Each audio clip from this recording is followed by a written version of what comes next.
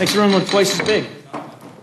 The Rules Committee will come to order. We are here for consideration of H-Con Res. 34, establishing the budget for the United States government for the fiscal year 2012 and setting forth appropriate budgetary levels for fiscal years 2013 through 2021. We're very happy to welcome the distinguished and very understated chair of the Committee on the Budget, my friend Mr. Ryan. And is Mr. Van Hollen not going to join us? He is still the ranking member. Is he still the ranking member of the Budget Committee? He is. Is he? Okay, I just didn't know. Okay. Well, please, Mr. Ryan, please proceed. And let me say any prepared statement will appear in the record in its entirety. We welcome your summary. You guys cool if I start without time? Oh, there it is. Please join us, Mr. Van Hollen. Van Hollen. Please proceed. All right. Thank you, Mr. Chairman. First of all, I want to start by thanking my colleague, Chris Van Hollen. It's not often that we agree on the budget, as we don't today, but there's one thing I think we both agree on, and that is we can have a full and energetic debate. It ought to be civil. It ought to be orderly. We've had that in Budget Committee, and I fully expect that we'll continue that going into the floor. As you know, we have an enormous challenge on our hands, and I'm going to dispense with my talking points and dispense with my prepared remarks, and I'll just ask consent that it be included in the record. That's great. Thank you. We are heading toward a fiscal crisis in this country. And that fiscal crisis is because we have a mountain of debt that will crash our economy. The numbers are pretty clear. We hear it from independent, nonpartisan number crunchers all the time, whether it's the General Accountability Office, the Congressional Budget Office, or whatnot. The question is what are we going to do about it here in Congress? Well, we believe we have a moral obligation to our constituents, to our country, to the future generations of this country, to get this under control.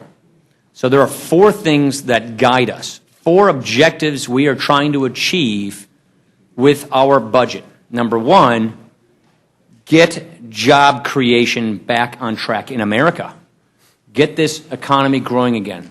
That's why we call this a path to prosperity. There are a number of economic reforms in here. Number one, getting the deficit and debt down in and of itself is job creation.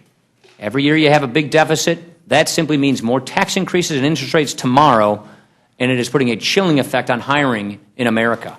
It is telling businesses, just wait, don't do anything because your taxes and interest rates are going to be worse tomorrow because Washington's out of control. We also propose fundamental tax reform. A lot of people say these are tax cuts. We're not even talking about cutting taxes. We're talking about keeping revenues right where they are and reforming the way we raise them.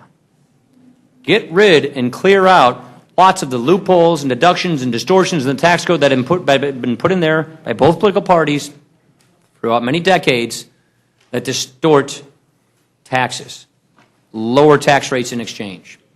We've got some massive corporations in America making billions of dollars in net income, paying no taxes legally. And then some businesses struggling, making some money and paying a lot of taxes. It's not fair. Let's clean it up. We want a flatter, fair, simpler, more internationally competitive tax system. That gets us economic growth.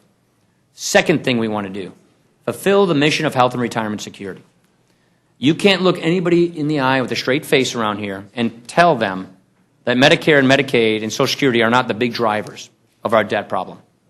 Four facts about health care entitlements, especially Medicare. Number one, ask any person on these programs, doctors aren't taking as many patients anymore because of price controls. Providers are cutting back. Fact number two, when Medicare and Medicaid were created, men lived into their 60s, women lived into their 70s. Now men are living in their 70s, and women are living into their 80s and their 90s. So the program costs a whole lot more now than we ever thought it would when it was started. Fact number three, when Medicare was created, baby boomers were babies and teenagers. Now they're retiring, and they're doubling the amount of retirees we have in the program. In fact number four, healthcare costs are skyrocketing, growing twice as fast as that of our economy or regular prices. It's on a collision course with our budget. It is the primary reason why we're going into a mountain of debt, and you've got to address that. And given the fact that government spends 50 cents on every dollar on health care, I would argue it is one of the primary drivers of health inflation. The answer is not to put more control in the hands of the government and have them do price controls. The answer is not price controls. Price controls don't work. The answer is what has always worked to go after price increases, and that is competition, choice. So the kinds of reforms we talk about are the proven ideas. The Medicare prescription drug benefit came in 40% below cost projections. Why? Because it has choice and competition. It puts the Medicare beneficiary in the center of the equation where they're the ones with the power, and all the providers have to compete against each other for their business. Not favoritism from a government formulaic writer. It's the patient, it's the beneficiary that has the power. So mission 2, fill the mission of health and retirement security and bring sustainability and solvency to these critical programs. No changes for anybody in or near retirement. Nobody who's 55 and above even sees a change. So by preserving and reforming this program for future generations, we can keep it exactly as intact for current generations. Number 3, and I know you're waiting for me to get through this. Number 3 is our social safety net. Our social safety net is tearing apart by the seams. It's on an unsustainable path right now. It's not working right. Throwing more money at broken systems does not fix those systems. We want our social safety net to be a springboard to self-sufficiency, not a hammock to dependency. We fundamentally believe that the kinds of reforms that we put in place for welfare in the 1990s, which were so successful, should be replicated to other areas for those in need, so that we have welfare reform that is geared to the 21st century, that's adaptive, that's resilient, that's sustainable, and geared not toward keeping people on welfare, but getting people back on their feet. This is why we combine it with consolidating job training programs for career scholarships to get people into educational training so they can get into careers that are good for the economy of the 21st century. And the fourth and last point I'll simply make is, of all things, this is a plan to pay off our national debt. Every generation in America has confronted its big share of challenges. My parents' generation was World War II. We've had Great Depressions, we've had civil wars. America has had its share of problems, of massive challenges, and every generation has conquered those problems, has taken them on, didn't duck from the problems, solved them so that their children could have a better life. For the first time in the history of this country, we are on the cusp, on the brink of severing the legacy of leaving the next generation better off. I'm not just saying that theoretically. The Congressional Budget Office every year does their long-term projections. Every year they run their models mapping the economy out further. 2 years ago they told us the economy crashes in 2054 because of debt. This year they're telling us the economy crashes in 2037, meaning their computer models literally can't conceive of a way in which the U.S. economy continues past the year 2037. You know, that's when my kids are going to be my age. This is unsustainable. And I'll simply close with this, and I say this a lot. One of the worst experiences I've had, one of the most troubling things I've seen since I was in Congress was the financial crisis of 2008. Most of us were here then. I mean, to me, it's like it happened yesterday. You know, millions of people lost their jobs.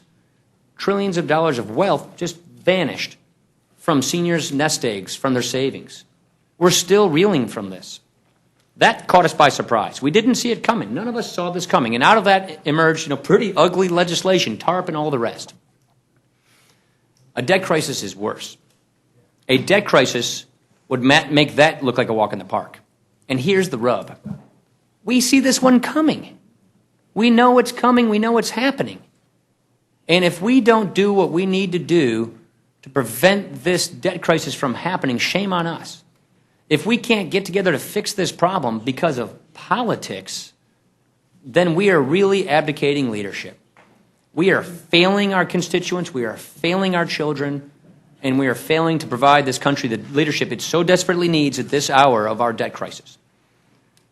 I've seen a lot of political rhetoric just today. That's not going to fix this problem. So we want to come to the floor with a plan to do that. And I appreciate your consideration, and I appreciate if you consider the substitutes, the amendments in the nature of substitute as well, because we need this to have a good debate. Thank you. Thank you, Mr. Chairman, Ranking Member Slaughter, members of the committee. I want to start by thanking the chairman for the conduct of the conversation, the debate, and the proceedings in the Budget Committee. As Paul indicated, we had a vigorous and spirited debate, but it was a civil debate. think the choices were laid out clearly through the amendment process that we had in the committee. So I want to thank him for that. I want to thank all the members on both sides of the aisle in the Budget Committee who participated in that, as well as our staffs. We all love this country. Every single person loves this country. We all believe this country is a special place, and we all believe it's exceptional. The question is, how do we move forward in a way that keeps our country dynamic and make sure that we preserve the exceptionalism that is at the root of the country? And we have differences of views as to how we move the country forward. There are fundamental choices, but we all agree that we should come together to put a plan before this Congress that reduces the deficit. And the question is not whether we do that, but how we go about doing that. And the Democratic alternative that we put forward will strengthen the American economy, and it will reduce the deficit in a steady, predictable way. It achieves primary balance in the year 2018. It reduces the deficit over the 10-year period by more than $1.2 trillion beyond what the President's plan that was introduced puts forward. And we do it without creating disruptions in the economy and while preserving what we believe are fundamental American values and priorities. And so I'll take the same three sort of categories that the Chairman just laid out to address the differences in our budget. We believe that we have had a strong and dynamic economy for two reasons. Two reasons. One reason is that the freedom the American people have to pursue their entrepreneurial dreams and ambitions. That is a key driver in the economy. But it's also true that there are some things that no one individual or one corporation can do alone, and that require strategic national investments. And the United States of America has become an economic powerhouse in part because we have been able to come together as a nation and a people to achieve things together that no individual or corporation can do alone. And we have done it since the creation of the Republic. We've come together to go to the moon. We've come together to build an interstate highway system. We've come together to have a research and development budget that helped create the origins of the semiconductor industry and, in fact, through DARPA and others, the Internet. Those things were accomplished because, as a country, we decided to take risks that no corporation would be willing to take. And that has been an important part of what has distinguished the United States of America to this date. We want to retain both those parts of the American success story. Our budget invests in America. The budget put forward by the Republicans in the House decimates, in our view, critical investments in the things that have made America strong and are necessary to make America strong going forward. Educating our kids. Every family recognizes if you want your child to have a better chance of success in this country, you've got to invest in education, early education, K through 12, and higher education. We need to invest in science and research at NIH to find cures and treatments for diseases like cancer and other diseases. We need to invest in the other sciences to continue to make our economy grow. The spin-offs from those investments are incredible. We have a Make It in America agenda that says we need to continue to make those investments. The Republican budget cuts deeply into those investments. In fact, if you look at the CBO projections that were done of the Republican budget as you go into the out years, at some point, the entire budget that we now have for discretionary spending, defense and discretionary, is essentially wiped out. It goes to a lower percentage of GDP than defense alone is today. It wipes out the rest of the government activities. That's in the CBO report. So we believe you need to make those investments, and that's what we do in this bill, while at the same time we say that as you go through the budget, you've got to make decisions to get rid of the duplication, to get rid of some of the wastes out there. The General Accountability Office did a report recently that identified some areas. And so we believe that we need to absolutely tighten our belt, but we should not at the same time throw out those investments that have helped make us an economic powerhouse, especially at a time when our international competitors, China and India and others, are beginning to emulate the model that helped in part power the American economy. That would be a big mistake, and yet the Republican budget, we believe, slashes investment in that. And as I say, if you project far enough out, it totally eliminates that whole portion of the budget. 100% eliminates it as you go into the future. Number two, tax reform. We believe we need to do tax reform. We have tax reform in our budget. As the chairman said, we got to clear out a lot of clutter in the corporate tax reform. There's some things we think we can decide on right away today. We don't think there's any justification for providing the big oil companies with special tax breaks. I mean, my goodness, we've all filled up our tank recently. Gas prices are all at a high, and profits are even higher, and they don't need, frankly, another giveaway from the United States Congress. We believe we can immediately begin to close down some of the loopholes that reward companies for shipping American jobs rather than American products overseas. So there are things we think we can do right now. We don't need a study to do it. But there are other reforms that need to be made, and we call for that in our budget.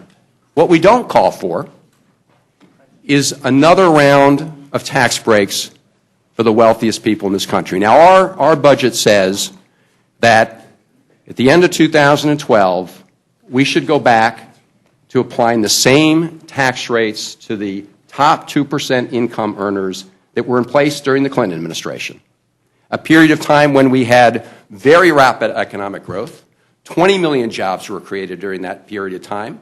So for anyone to suggest that relatively minor differences in the top marginal tax rate are the key economic drivers in the economy is taking a view that's anti-historical. I mean, it's just counter to all the facts. We went to the tax rates that are in place now at the beginning of the year, the 2000s. We have seen a net loss by the end of 2008 of 650,000 private sector jobs. So we say we need to have shared responsibility, and that the people at the very high end of the tax ladder can contribute more to this great country. Now, the chairman mentioned tax reform in the Republican proposal. Let me be very clear about what it does. It says to the Ways and Means Committee, you're going to lower the top rate from 35%, where it is today, to 25%. Almost a 30% tax break for millionaires, billionaires, whatever it may be. And here's the catch. It says with respect to that part of the budget, you're going to do it, that piece, in a revenue-neutral way. That will mean tax increases on middle-income Americans to give additional tax breaks to the folks at the very top. You do the math. We don't think that's tax reform. We call for tax reform that protects middle-income Americans, not tax reform that benefits the very wealthy at the expense of middle-income Americans. Health care. We obviously had a very spirited debate a little more than a year ago over the Affordable Care Act, the health reform bill. There's a reason that the Congressional Budget Office said it would reduce deficits over time, and there's a reason that people like Dr. Rivlin, Alice Rivlin, and so many others came before the Budget Committee and said it would be a huge mistake to repeal the health care reform bill for a lot of reasons that we debated. It will get rid of the protections that are in place now for so many patients and consumers. But also repealing it will in fact have the effect of increasing per capita health care costs in the future, because that legislation contains hundreds of different proposals for bending the cost curve in health care. Medicare and Medicaid are not islands into themselves. They're part of the entire health care system. If you want to reduce costs in Medicare and Medicaid, yes, there are things you can do in those programs, but you also benefit if you bring down costs in the whole system. And, in fact, if you look at the rate of increase in health care costs, they've been pretty similar. In fact, Medicaid's growth of health care costs is lower than the national average. Health care costs in the private insurance market skyrocketed between the years 2000 and 2008. Premiums more than doubled. Insurance industry profits quadrupled. So we believe that you've got to continue to work through the changes that were made as part of the Fair Affordable Care Act. Part of it was creating the iPad. The President talked about that today. The Republican proposal eliminates that process, and at the same time it eliminates a process designed to contain costs. It shifts those costs onto our seniors and others who rely on both Medicare and Medicaid. And it does it in a very clear way. It says we're going to get rid of the Medicare program. Seniors will now be required. They'll be forced to go into the private insurance market. They will be given a voucher or premium support, whatever you want to call it. Henry Aaron, who's the father of premium support, said it was more like a voucher. But you know what? The important point is this. No matter what you call it, it ends up saving money for the Treasury by throwing the entire risk and burden on the senior citizen. Seniors under this Republican plan will now have to pay a huge amount of the costs. And the reason Henry Aaron and others who originally came up with the idea of premium support says this is not premium support is because it doesn't support the premiums. When you go into that private health care market, private insurance companies are going to charge you whatever they want. Medicare's not going to keep pace with the premium they charge. In fact, that's how it saves money, shifting the money to the seniors. And I want to make this point because it's been said by many people that we're only offering seniors the same deal members of Congress have. It's just not accurate. In fact, there's a PolitiFact statement out today. Republican member made that comment on Sunday. They looked at it, said it's false. And it's false for this reason. Federal employees, member of Congress, are given what's called a fair share. We share the risks of rising health care costs. Under the Republican budget, they're not shared. Under the Republican budget, seniors eat those costs. So this Republican budget gives members of Congress a much better deal than it gives seniors. So we believe that there are alternative methods, some of which the President talked about today, to reducing health care costs. And we believe it's a mistake to go down the road of the Republican budget. So I would urge you to take what we believe is a more balanced approach. And I will end by pointing out that the co-authors of the Fiscal Commission said, and I quote about the Republican budget, quotes, fall short of the balanced, comprehensive approach needed to achieve the broad bipartisan agreement necessary to enact a responsible plan. We believe we have a balanced and responsible plan that accomplishes the goals of job creation, tax reform in a fair way, and addresses the questions of in Medicare and Medicaid without asking seniors and the most vulnerable people in this country to bear all the risks in the process. Thanks to you both for being here, and thanks for your hard work. And I will assure you that, Mr. Van Hollen, you're going to have an opportunity on the House floor to make those arguments, and we will allow the House to work its will. There's been a lot of attention focused on the 96 newly elected members of Congress. There are 9 Democrats, 87 Republicans, as we all know. Last week I had a chance to meet with a guy called Matthew Hancock, who is a freshman member of Parliament in Great Britain. And he came talking to me about how Nick Clegg and David Cameron have successfully come together. The reason I was just thinking about this was when Mr. Ryan mentioned this notion of our headed towards the edge and we see it coming.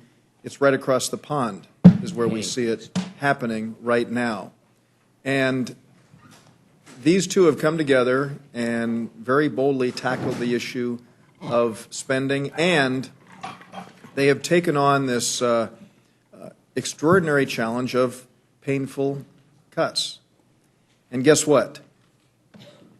In years past, we all know that the class warfare arguments and the notion of saying, as with all due respect to my friend from Worcester, we regularly hear of Republicans wanting to throw people out on the streets and deprive children of the needs that are there. They have gone through that, but there is support in Great Britain right now for what could be described as draconian steps that are being taken. Why? Because there is a realization. There is a realization because Portugal, Greece, and other countries in the region are facing it, and other countries are being drawn into that. And so it seems to me that we need to realize that not only do we see what's coming, we can just point to where it's happening right now. And I want to do everything I can to ensure that the United States of America does not face a situation that is as difficult as the one that they're facing now. I also want to just take a moment to touch on this issue of revenue neutral and the ramifications. I saw Mr. Ryan shake his head, as I did. The notion of saying that tax reform automatically means that there is going to be a tax increase on middle-income working Americans, I think, is a bit of a stretch. It's predetermining what the Ways and Means Committee might be doing as they look down the road in tackling the challenge that this budget will provide for them. And I happen to be one who would argue that bringing about the marginal rate reduction that we're talking about would, as was the case under President Kennedy, actually not be revenue neutral. I'm convinced that if we have corporations that today are paying zero, all of a sudden taking on a responsibility, and corporations today that are struggling to keep people working and at the same time pay taxes, I'm convinced that we would, if we were able to reduce the top rate, actually create an increase in the flow of revenues to the federal treasury. And that's why, while this may begin as a revenue neutral proposal, this kind of marginal rate reduction under Presidents Kennedy, Reagan, and Bush has in fact been successful. We can go through all of the arguments about scoring and all, which I don't think is necessary, but I suspect that as the debate proceeds, we probably will. Let me also say that there's something that I've addressed with both of you and have worked on for a number of years here, and that is the issue of budget process reform. When we went through several years ago, when our former colleague Jim Nussle was leading the Budget Committee, the global view of budget process reform, I had an amendment that got the highest number of votes of any process reform proposal that was out there. I got 202 votes for the amendment that I offered that would establish biennial budgeting, a 2-year process. Over the past several months, my colleague Ed Whitfield and I and Steve Stivers, one of the new members, and lots of members of this newly elected freshman class, I think including some Democrats, have joined, making this a very, very bipartisan effort. And I'd like to say that this, I believe, would go a long way towards dealing with going to a 2-year budget process, contracting, which could save tremendous amounts of taxpayer dollars, and the ability to engage in planning would be greater. And so I just like to let both of you know that I believe that, I'm not letting up on this, having worked for years on the issue of going to a 2-year process, and I know that there are many, many states that have it, and that's played a role in leading a lot of members of this body, Democrat and Republican alike, to be supportive of that notion. So I will just throw those thoughts out there and thank you all, and to say that we all know we're going to do something that a number of members have not done, not just newly elected members, and that is actually go through a budget debate on the House floor. And I hope I'm going to recommend that this committee make an order substitutes to be considered, and I know there are a wide range of substitutes out there. I count 5 or 6 of them in here. We have the Democratic substitute, the Progressive substitute, the Republican Study Committee substitute, the Congressional Black Caucus substitute. Mr. Cooper has a substitute based on what I've looked at, and I think that we do need to consider as many of these as possible so that we can have the kind of freewheeling debate tomorrow and Friday and make a determination as to where we're going to go. And I think that the idea, I was managing the rule on the CR just minutes before the President delivered his remarks, and so was able to watch part of it. And I was encouraged just by virtue of the fact that he's talking about the need for entitlement reform. I know that has not been the case in the past. I know the budget that has been presented to us by the President doesn't touch the issue of entitlement reform. But I was pleased that he is now talking about that, because I'm one who's come to the conclusion that it's going to have to be done in a bipartisan way. Because if one party controls everything, the notion of the other party attacking it is on the horizon and would be very, very serious. So tackling this in a bipartisan way, which is, I hope, being done now. I hope that just as we, with the continuing resolution, just as we have been able to do, I believe, on a number of things, I think the President will join us, because I think the President realizes, as he said in his remarks today, how serious the problem is. So I hope very much that these things can be addressed, and if you all would like to offer any remarks, Mr. Ryan. I'll be brief because I know there are a lot of people who want to ask questions. I'd like to respond to some of that, but I won't. Something tells me I'll get the opportunity later in this hearing to do that. I guess 3 things. One, I'll save the responses for later. Number 2, I'm glad Mr. Van Hollen's putting out a budget. The minority doesn't have to do that. And so I just want to commend you, really, Chris, for doing this, because from being in the minority, there's always pressure not to put a budget out there because it's so much easier to just criticize the other party. And a lot of folks don't want you to do that, and I think it shows wisdom that he's doing that. It's good for the process that he's doing that, and it does help showcase, our difference of opinions on how to achieve these goals. Number 3, it's my intention that the Budget Committee will get into the issue of budget process reform in the summer after we get through the budget and the debt limit debate. My goal is to go into the budget process reform, to do some hearings, get some ideas from both sides of the aisle. I'm in favor of a biennial budget. I don't know where you are on that. I'm very open to the idea. We have mentioned that to you. So, yeah, right. To work together in a bipartisan way on, clearly. So I'm actually in favor of it. I know there are difference of opinions around here on that from both sides of the aisle, Republicans and Democrats. I know Ken Conrad's in favor of it, the Democratic chair over in the Senate. And he was a virulent opponent. Yeah, he was. And recently. So I think that there's an opportunity here on budget process reforms and some bipartisan solutions.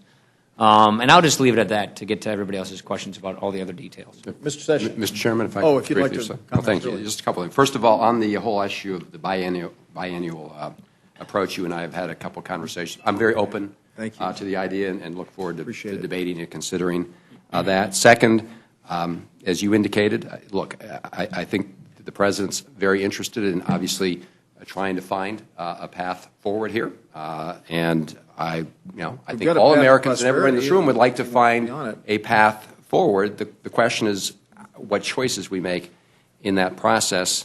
And let me just, if I could, Mr. Chairman, since you mentioned the question of the tax reform, just very briefly. When when tax rates went down in 2001 and 2003, the Heritage Foundation predicted that it would create huge job growth. Millions and millions of jobs, they said, would be created. Just didn't happen. In fact, the opposite happened. Now, the Heritage Foundation is the group that came out the other day and said, well, if you pass the Republican budget, you're going to create a lot of jobs. The same guy that said we'd create a lot of jobs in the Bush administration. I think even Republicans would concede that their projections this time around were wildly optimistic. But I just want to say this about the tax reform piece. Because those are just the facts historically about what happened with the rate differences. You had a higher top marginal rate in the Clinton administration, stronger economic growth, more jobs created. No one's arguing that by increasing the marginal rate, that's what creates jobs. The point is that's not the main economic driver in the economy.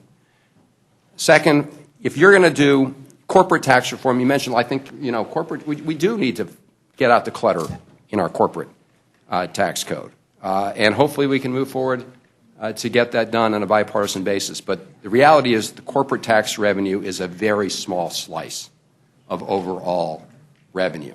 And the Republican plan doesn't just drop the corporate tax rate from 35% to 25%. It drops the individual tax rate. And if you're going to do that, I believe it's mathematically almost impossible to do that without raising taxes on middle-income taxpayers. I would just disagree with that. We will. I would disagree. I've written bills that don't do that. We'll have with that a top debate rate going of forward. 25%. Thank you, Mr. Chairman. Obviously, as members of the Ways and Means Committee, that's going to be an issue that will be addressed there. Mr. Sessions.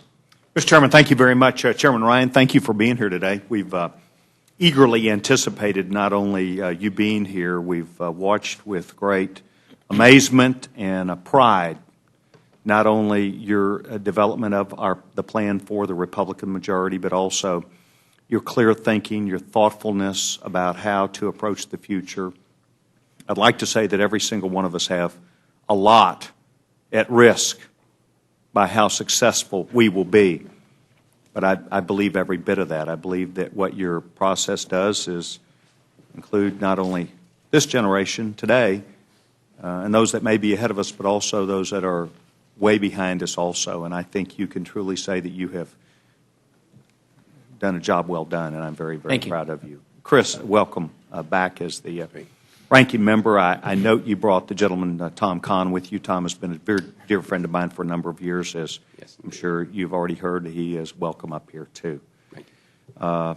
Mr. Chairman, I also recognize we have a member of the Republican leadership, a dear friend of also joining the leadership, Tim Scott, yourself and mine, the gentleman, Mr. Price from Georgia, our policy chairman, member of Republican leadership, and I eagerly. Gentleman, I've just gotten the word that. May I ask unanimous consent that Mr. Price sit in my chair for a moment while I go downstairs to attend to some other business, and then I'll come back? And then we'll look forward to your return. Thank you.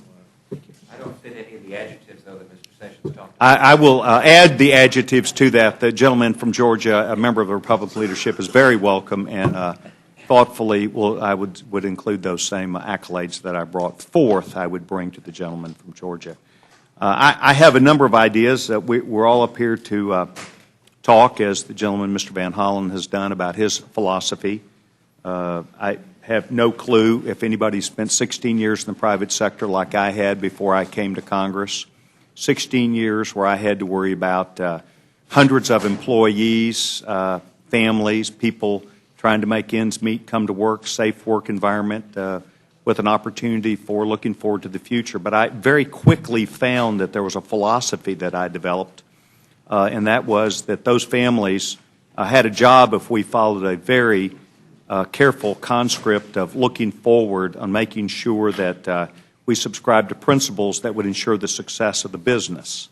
Because without the success of the business, we would not have had or needed the job. Secondly, I recognized that we had to have consumers or customers who would buy our products, and that there was an equal opportunity in the marketplace for us, whatever we were selling, and the customer, whatever they were selling, that they needed to be able to buy our product if we intended to stay in business. And third, I understood very clearly competition. I had competition in what I sold. Consumer had opportunities with which product they would buy, and that the marketplace benefited very, very well from a set of principles that would work and move forward. I have put those principles to the test a number of times, hundreds of times, not only as I worked, but as I became more successful or learned better how those principles could better everyone's life. I also learned that when I became a member of Congress a few years ago that the people who have the jobs and are trying to create more jobs, just like when I was in the private sector, tend to have an opinion about the factors that are laid out in front of them. And I think they follow the same lines that I had learned, and that is about competition, about the marketplace, about how to do things. And I am repeatedly in awe of, stunned by people who are in Washington who fail to ask the job creators, the investors, the consumers, and others about how we really do keep this country on a balance with what I would call not just the free enterprise system, but the marketplace, and how routinely we ignore their feedback about taxes, tax policies, about depreciation, which is included in those tax policies, but also about consumers. And so I am reminded today as I look at the document here about the budget, and I turn to page 4, and it says, this budget cuts $6.2 trillion in spending from the President's budget over the next 10 years, reduces the debt as a percentage of the economy, and puts the nation on a path to actually paying off the national debt. It brings federal spending to below 20% of gross domestic product, GDP, consistent with the post-war average, and reduces deficits by $4.4 trillion. Page 22, under real pain for families. U.S. households are still heavily indebted. The nation's households still owe $13 trillion in private debt, or roughly 120% of their total disposable income. A large chunk of that total debt consists of home mortgages, while the rest is credit cards and other forms of debt. I would probably venture to guess that my philosophy is, as so goes the federal government, so is happening to the American people, Mr. Price and Mr. Van Hollen. And I am unimpressed and believe that our president and the Democratic majority that was in power for 4 years oversold and underdelivered a promise to the American people that, in fact, did not work. It caused an incredible change in not just the marketplace, but in the outlook of this country. And so I believe, Mr. Van Hollen, that despite our opportunities as we worked together for 2 years, and despite those opportunities for you to sell what you believe and for me to sell what I believe that taking money from people and giving it to a government that does not create goods and services that will turn the cash register for the success of the American people or the government is at this time a waste, and rather it should be turned back to the American people. We should reinvigorate the spirit of entrepreneurship, self-reliance, and perhaps more importantly, an opportunity for people to have to dig deep within their own means to go make it work. Would the gentleman yield when he finishes? I will when I finish, and I appreciate the gentleman. With that said, Mr. Van Hollen and I serve as co-chairs for something called the Down Syndrome Caucus. We are very aware, and Chris and I have been together a number of times publicly together. We do recognize that there are people who cannot take care of themselves. We do recognize that there are seniors, and we do recognize that there are poor people. My focus that I make today is not upon those who cannot take care of themselves, but rather a challenge to the people who are able-bodied.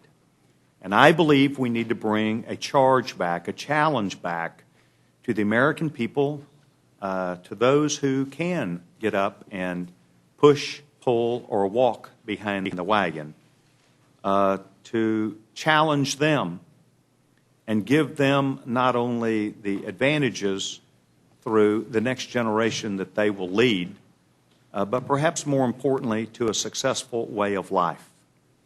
I am lucky. I'm lucky. I've had opportunities in my life that have given me advantages, but I also think that through those advantages, Dr. Price, I've had an opportunity to help others along the way. And I would hope that what we would express in this dialogue that we intend to have with the American public, that it is very important for us to understand our responsibility to lean upon the reliance that we have as individuals, strong and leaders in our community, the ability that we have to translate that into our schools, into our communities, into our churches and synagogues. And as we move this country forward, we do it with a way to ensure that we remember those who are weak, without, and perhaps suffer an intellectual or physical disability. So I think there's balance and merit into this, but I think, Dr. Price, the merit lands on the side of making sure that the American people stand to have a better day ahead of them through a free enterprise system, through the principles of freedom, and perhaps more importantly, a chance to know that we will not join the League of Nations who spend too much, who become debtors, and then we become managers of a future where we manage our demise as opposed to a great future. And so I thank both of you for being here today, because I would like to be a part of a Congress that manages a brighter future rather than one debt-ridden who makes tough decisions and picks winners and losers and decides difficult issues rather than things that are better for us. I would yield to the gentleman. Thank you very much. I genuinely thank the gentleman for yielding. When you read from the report, you read from page 22, and I shall not bore our colleagues with total reiteration. But one portion of it that you did read says, in the very last sentence, that the nation's households still owe $13 trillion in private debt, or roughly 120% of their total disposable income. And that's where you stopped. I add a large chunk, in reading from it, of that total debt consists of home mortgages, while the rest is in credit cards and other forms of debt. And I appreciate, gentlemen, I did read that entire end of the All sentence. right, then let's go then straight to my question regarding that large chunk of that total debt consists of home mortgages. If, as I believe, this budget dramatically cuts funding for public housing assistance, foreclosure mitigation programs, and neighborhood development activities, how would my colleague anticipate that communities will be able to meet the housing needs of their most disadvantaged residents?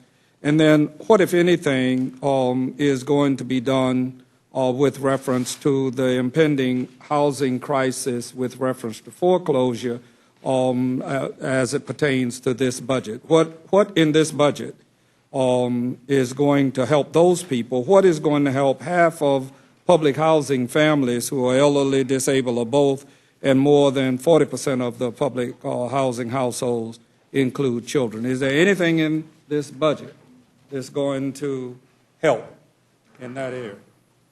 I appreciate that reclaiming my time, and I appreciate the gentleman engaging me because, in fact, as Dr. Price and the gentleman, Mr. Van Hollen, knows, we spend a great deal of time with each other and respect each other's not only questions, but we question each other in a very positive and favorable way. In fact, without answering specifically, I do not know. What I can tell you is today, as a result of the direction that we're headed, it has been a disaster.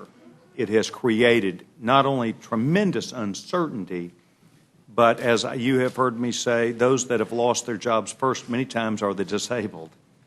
And many times are those who stand the last chance to take care of themselves. And so what I would say to you is that I'm looking for a rising tide, a boat that can float, an opportunity for the American people, including even those who suffer a disadvantage as a result of a status, whether it be education or an intellectual or mental disability, physical disability, a chance to be able to see a new direction. It does not make me happy, nor you, anytime we see anyone who is unprepared and not at their full capacity. But I note that despite what we were told years ago, we are still underemployed and we are unemployed. And so I'm willing to try. I believe, what might be best described as the gentleman from Wisconsin, the gentleman, Mr. Ryan, or in his designee, the gentleman, Mr. Price. And I believe they will very ably, not only and successfully, provide you that feedback, but I'm willing to listen to their content. I thank both of you for being here today. And Chris, as always, it's good to see you, my friend. I yield back my time, Mr. Chairman. Thank you, Mr. Chairman, and I too welcome you both and appreciate the hard work that you've all done. And everybody else who's proposed a budget. It is a very difficult job, and you have our thanks. I'm not going to ask a lot of questions. I'll save my things for tomorrow on the floor, but there are a couple things that I would like to make clear to myself, and either one of you are welcome to answer. It'll be fine with me. Now,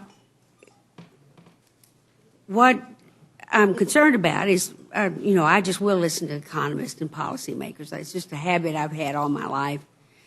Most of them are saying that there really is very little deficit reduction here, but an awful lot of pain and numbers of jobs to be lost. So in that regard, I want to really understand the Medicare issue. As I understood what the President said, and I did understand what the President said quite clearly, was it could cost each senior citizen, this plan, $6,000 a year more in Medicare costs.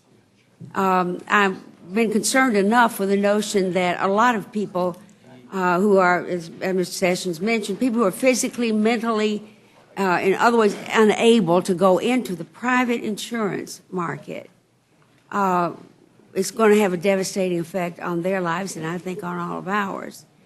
I think the disruption to seniors who are on Medicaid when the block grant runs out in states are going to find themselves out into the street.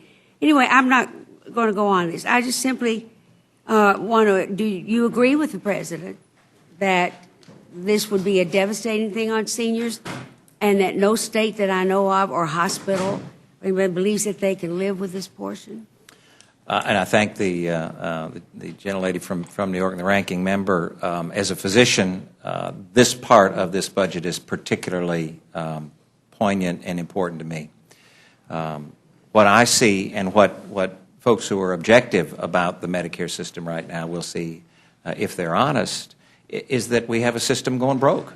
The Medicare trustees say that. In 9 years, the system implodes because of the number of retirees, the baby boomers, coming into the system and the lack of resources available for it.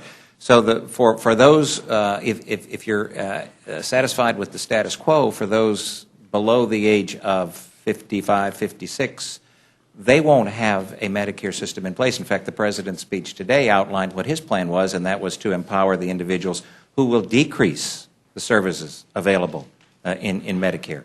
So what we do is actually preserve Medicare for those currently in the system and in or near retirement.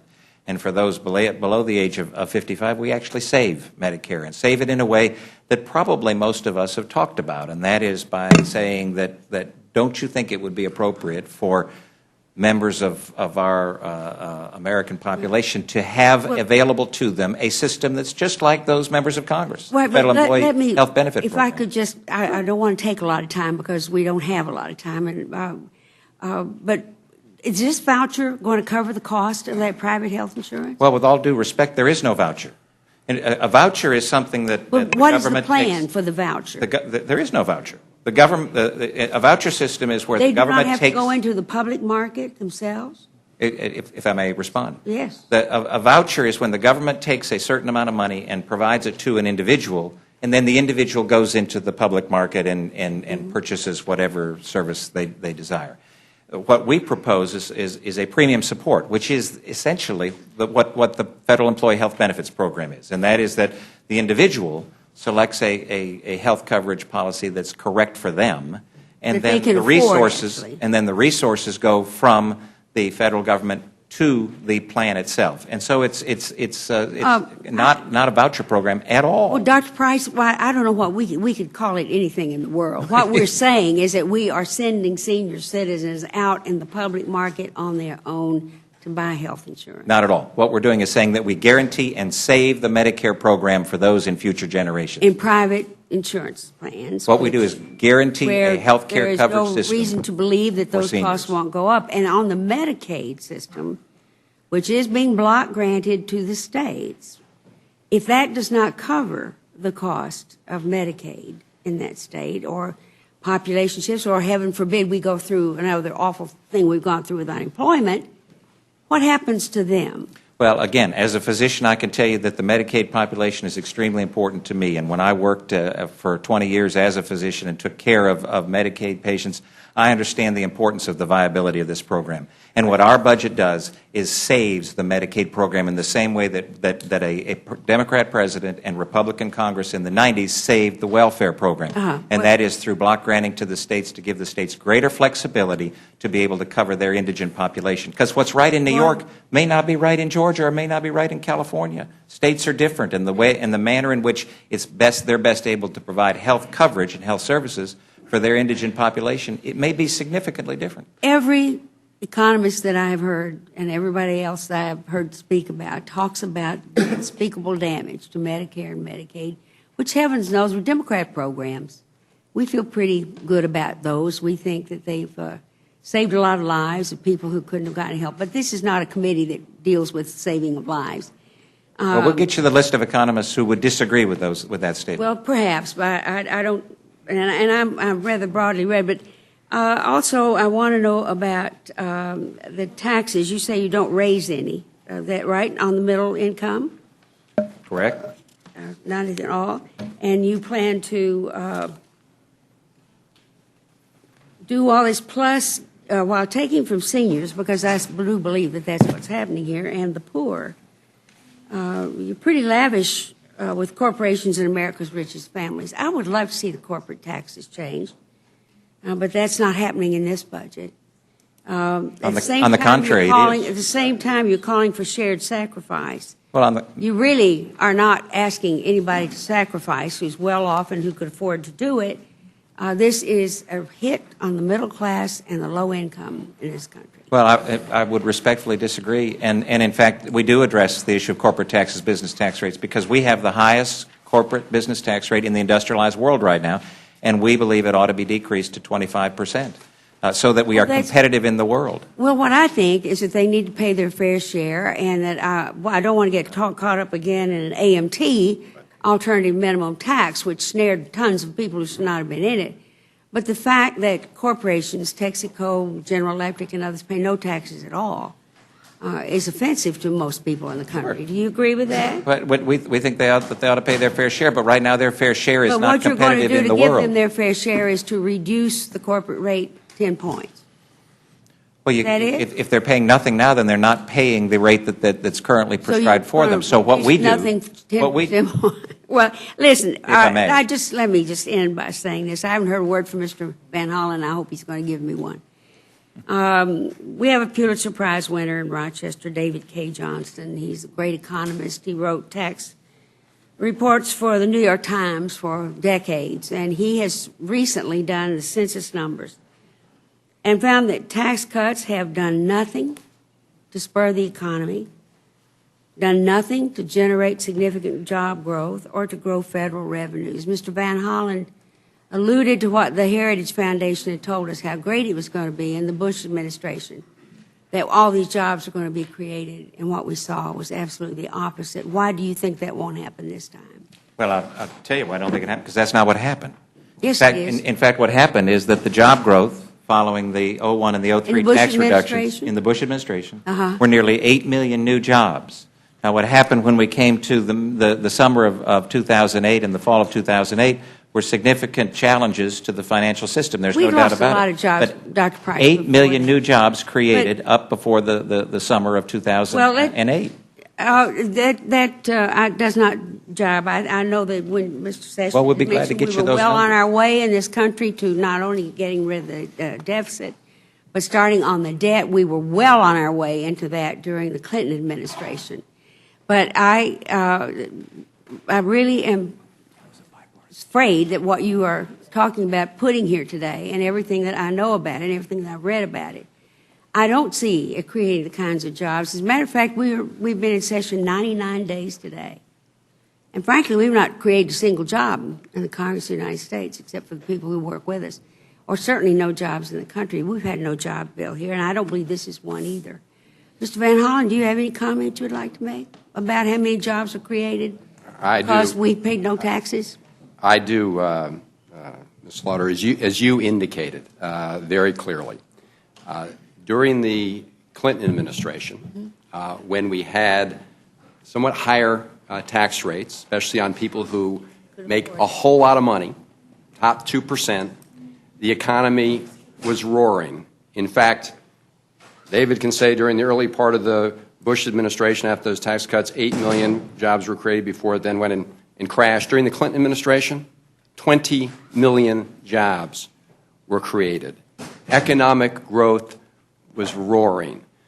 The point isn't that higher tax rates create jobs. The point is that people who are producing jobs in this economy, that is not the main driver of what makes businesses go. And it is just ahistorical and counterfactual to say that that is what happened. It's a version of trickle-down economics. It was discredited early on, and the last 8 years of 2000, 2008 put an end to the trickle-down economics theory from any objective perspective.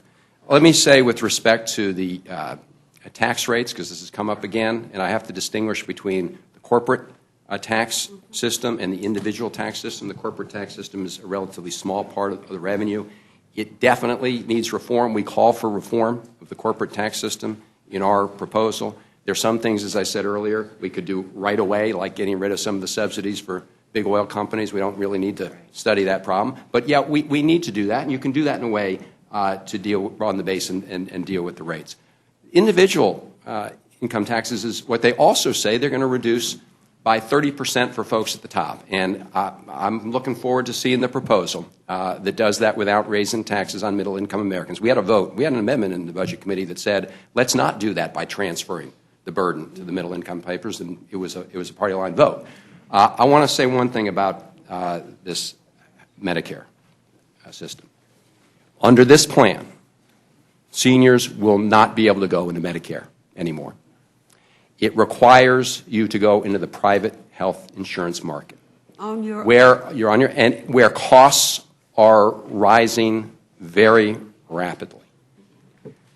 What we need to deal with in the healthcare system is bring down costs in the whole system, not transfer all that risk and all that cost onto seniors. The President was absolutely right. It will increase the cost to a senior by $6,400 early on. And the reason that happens is they can call it whatever they want. But the guy Henry Aaron was the person who first came up with the premium support system. The idea was you get support for the premium. I'm sorry you weren't here earlier, David, but the fact is that this Medicare termination proposal does not give.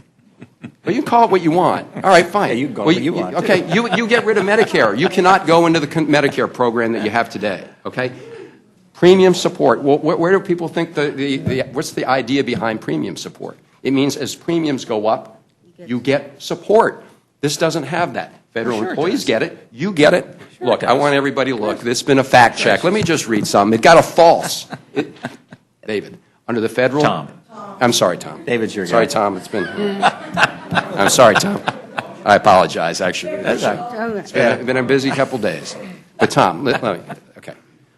Under the federal health benefit plan, the one that you and I and everyone in this room is on, there's what's called the fair share formula.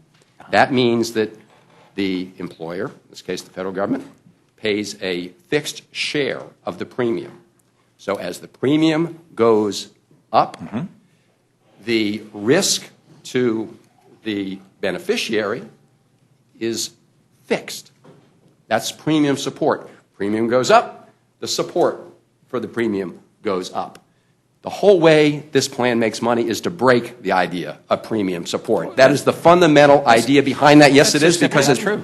Because as premiums will go up, their premiums are projected to go way up, and the support the seniors will have will go up at a teeny little rate. And the money in this bill, the savings, is because you're transferring that risk. That is just a reality. You got to read your own bill. Chris, as you know, that's what how we it do is works. provide That's more resources for those who are sicker and more resources for those who are less well off. How do you do that? You took $700 billion out of Medicaid. Resources How do you need more resources? That's how you get it. That's why it's because we save the unbalanced. system. The current system is going to go broke in 9 years. The Medicare But- trustees themselves said it. Dr. Price, giving more support for people sick, if you give them an extra dollar on something that costs them $500, they're going to have to drop that whole insurance bill.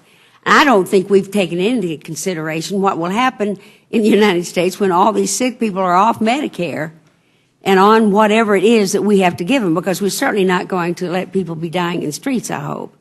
But one other point I'm making, then I'm through here. I wanted to talk about, I understand the fact that we talked about 2008 and how we were taken completely by surprise. We're taken completely by surprise because the regulators did not regulate. I think that certainly nobody's going to argue that. You're absolutely right. And we tried our best to remedy that with Dodd-Frank, Which one? which was not a perfect bill, and I think Dodd-Frank would tell you that. But why are you in this bill doing away with some of the consumer protections and some of the things that could avoid another awful bank failure like we went through? Because I think if one's objective about evaluating the Dodd-Frank, that they'll appreciate that what it does is ensure that we continue the bailout mentality and the bailout processes that are here in the federal government, that we increase the regulatory scheme so that it actually decreases the ability of the market to work. They don't provide any greater flexibility for the folks who are... It increases the regulatory scheme so that... So that there isn't the kind of ability for the regulators to actually respond to new products out there in the market. Because there are too many regulators. No, because again, you didn't empower, the bill didn't empower the regulators to do their job with new products out there in the market. The problem wasn't that there weren't regulators, it's just that they didn't do their job. Well, that's an interesting play on it. I remember it quite differently. Thank you all. Thank you very much, Ms. Slaughter. Let me just announce to our colleagues that the final series of votes is going to take place on the House floor in about 10 minutes. We're expecting votes on the two Castor amendments, and there will be a 10-minute debate on the motion to recommit, and a vote on that, and then a vote on final passage. Ms. Fox. Thank you, Mr. Chairman. The hyperbole has gotten pretty deep in here. That's another word. I think Mr. Van Hollen, you have a penchant this afternoon for misnaming things, I think. You've misnamed our colleague from Georgia. You claim that what Republicans are proposing is Medicare termination support.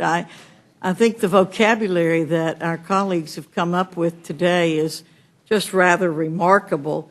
I'm sorry our colleague from New York walked out. She's now saying, in addition to Republicans wanting to kill women, that we want to let people die in the streets. It's really getting unbelievable here. I've often said that in Dante's Divine Comedy, the worst place in hell is reserved for the lawyers. But I think that surely people who try to scare the elderly in this country are going to be held accountable at some point. None of us know how that's going to happen or when it's going to happen, but I really, truly believe that it will happen. Yes. For you, let me just say, it's my recollection that Dante's Inferno said the hottest spot in hell is reserved for those who remain neutral in times of great moral crises. Sorry. I thank my friend for yielding. Well, that isn't a problem with this group, is it? Well, I also wanted to point out that our colleague talked about the AMT being wildly wrong. Well, I think I need to point out to my colleagues that the AMT was put into effect by Democrats. So they're the ones who were wildly wrong about it. And All they were going to do was make a few extraordinarily wealthy people pay taxes. And look at what has happened. Just like the income tax, when the income tax was put into effect, just a few extraordinarily wealthy people. And now everybody practically who works and has a decent income pays the income tax. I also wonder about the fact that you all have projected that Obamacare is going to reduce premiums for everyone. I find that a little strange that you would keep saying that the proposal we've made is going to increase premiums, and yet if your precious program on the other side stays into effect, then that's supposed to reduce premiums. Wasn't that what we kept hearing on the floor last year? And I think it's important that we point out, just before the Democrats took over the Congress in 2007, we had about a 5% unemployment rate. And soon after you all took over, the unemployment rate started going up dramatically. Just before you took over, the CBO had projected an $800 billion surplus.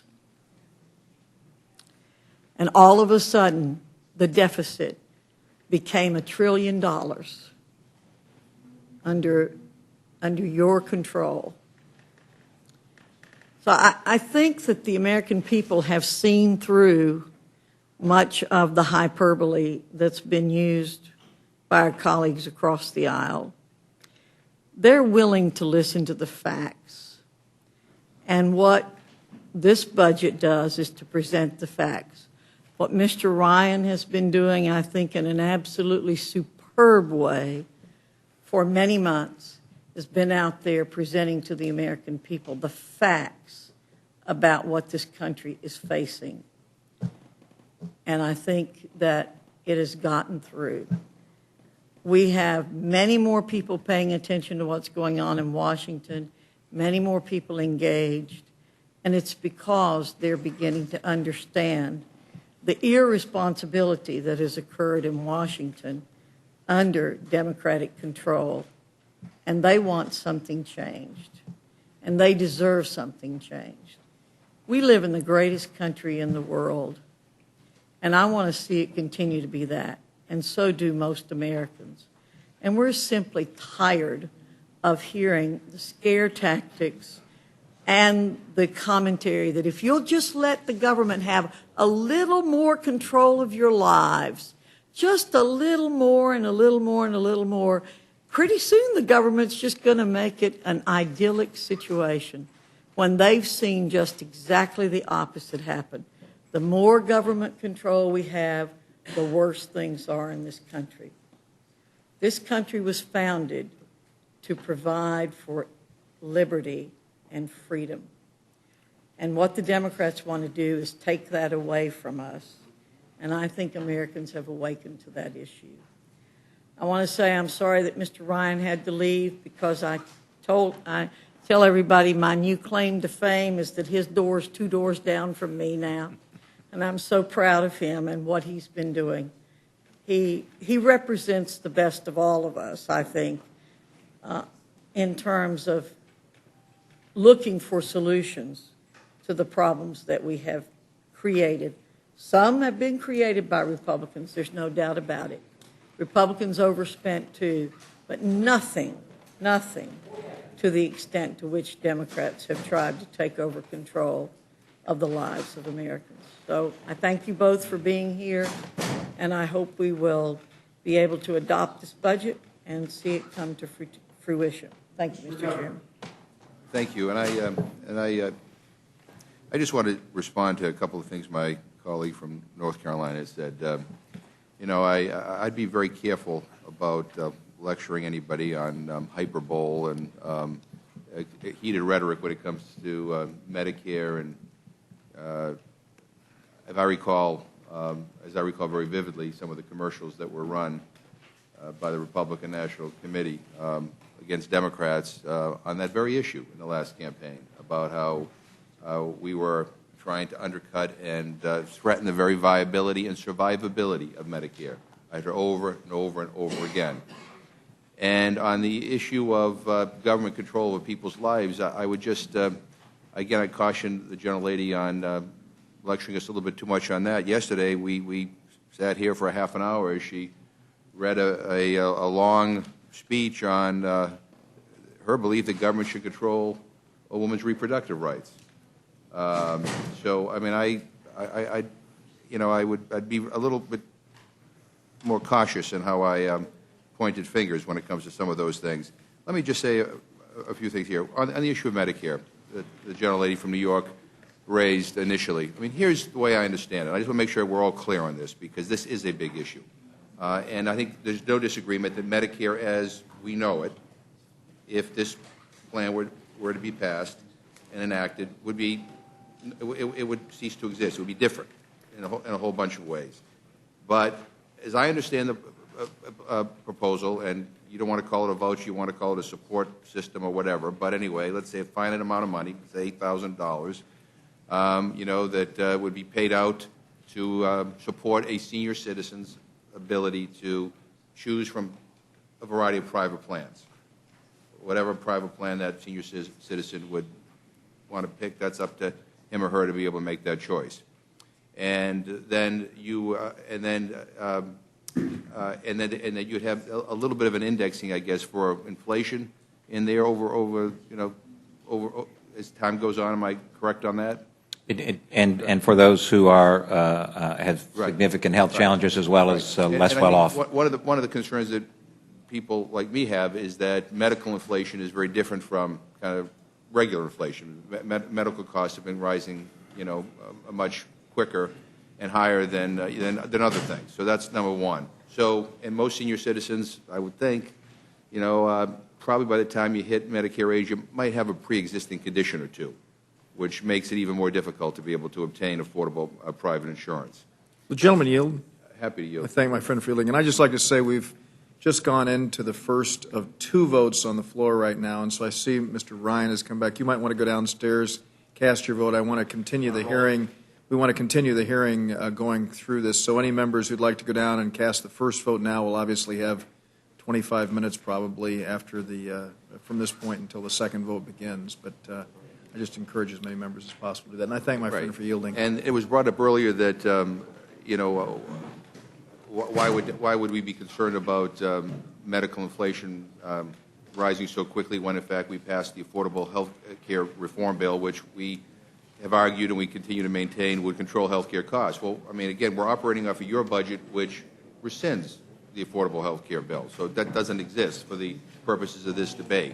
So assuming that things are the way they have been, medical inflation goes up, the support is not commensurate with that increase, and therefore you end up in a situation where seniors end up having to pay more and would arguably get less. And so that's what am I missing here? May I respond?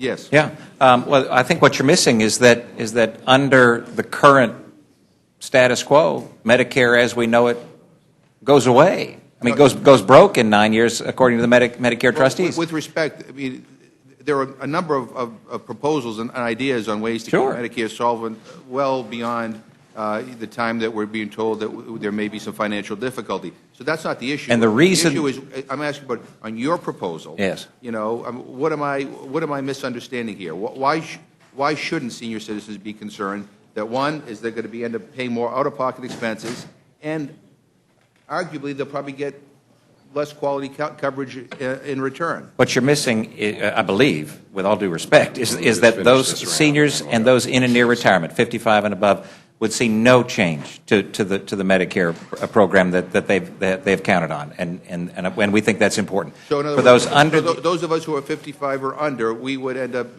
going into this new Medicare system that you have that will mean that we will have to pay more and get less. What you will see is actually a saving of the Medicare system, of a health care system for seniors.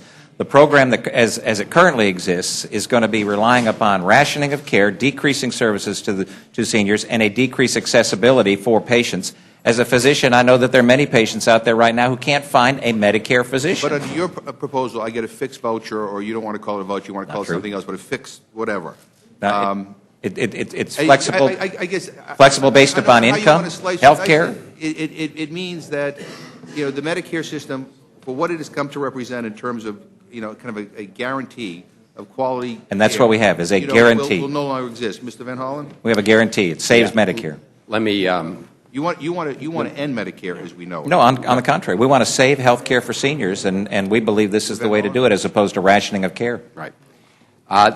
This was at one point marketed as the Ryan Rivlin plan, Alice Rivlin being a Democrat, former director of OMB.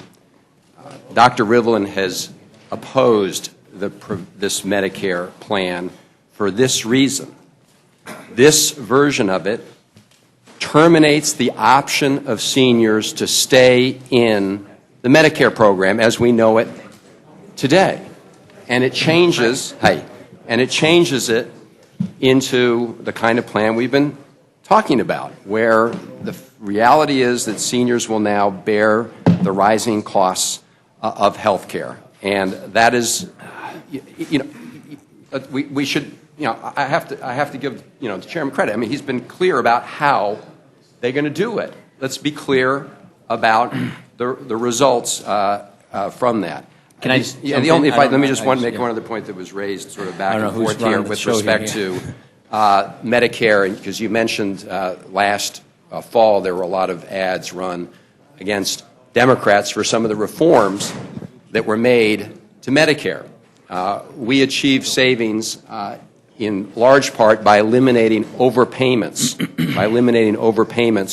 to the Medicare Advantage plans that were getting subsidized at 114%, and we used some of those savings to close the prescription drug donut hole so that seniors don't have to pay. I just want to make the point that the Republican budget takes those same savings that we're so demagogued against, but it immediately eliminates the effort to close the donut. This is just a fact.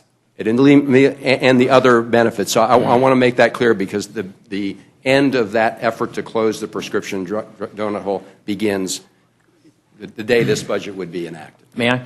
And just to Dr. Price's point, I mean, what I'm worried about is rationing based upon how wealthy you are. If you're well off, then you don't have to worry about quality health care. You don't have to worry about whether or not you'd be rationing. Mr. McGovern? Yes, Mr. May I? Sure. I know I just jumped in here, but I caught the beginning of this. When you repeal the President's health care law, you repeal the President's health care law. We do that. We take the savings that were taken from Medicare to spend on a new government program, rating Medicare to spend on a new entitlement, the President's health care law, and we keep it back to making Medicare solvent. You can't count a dollar twice. With respect, and both the trustees and the actuaries tell us this. You disagree with Mr. Van Hollen. Our understanding was So- that we took the savings and put it back into Medicare. and put it back into making close the Medicare donut solvent. hole on the prescription drug. So we could get rid of all the President's health care law spending, including the donut hole and everything else. I would just, let me get to the premium support. And this is where, You bring the donut hole back? yes, we get rid of every bit of Okay. I know you don't like me saying Seniors will Obamacare. pay- We get rid seniors of will pay more all out-of-pocket. spending in the President's health care Seniors will pay law. more out-of-pocket expenses for prescription drugs. We should dedicate this money to making Medicare more solvent, not rating it to spend on another program, which is what the President's health care law does. Let me get to the growth rate of premium support. This is the same structure as Rivlin Ryan, different growth rate, and that's why she doesn't like it. And perfect, legitimate debate. Here's what we're trying to do. We are trying to go at the source of health inflation. We're trying to make sure that the healthcare dollar gets stretched farther. Nobody, and I mean nobody, the President just gave a speech which was extremely partisan, but in that speech, he did say, we got to cap Medicare growth. We got to bring Medicare's spending rate down. You know why he says that? Because everybody, the trustees, the actuaries, the CBO, the GAO tell us Medicare is on an unsustainable path. It cannot grow like it is, and something's got to be done to bring down its costs. Now, there's two ways of doing this, Mr. McGovern. We claim every time, nobody's arguing whether or not that we should do nothing. Okay, so We're in trying to talking answer your about- question, I'm trying to answer your question. So there's two ways of doing it. Stick with the Medicare government monopoly program, and then have an unelected group called the IPAB just hit more price controls. ration care, or get choice and competition in the system. I believe price controls don't work. I believe competition does. The drug benefit, the prescription drug benefit, came in 40% below cost projections because it involved giving seniors choice. It involved competition. It is precisely that kind of dynamic we're trying to harness for the future Medicare program for 54 and below year olds so that they actually have a Medicare program. Those of us who are below 54-year-old, we're not going to have Medicare as it's now known. Nobody is suggesting we are.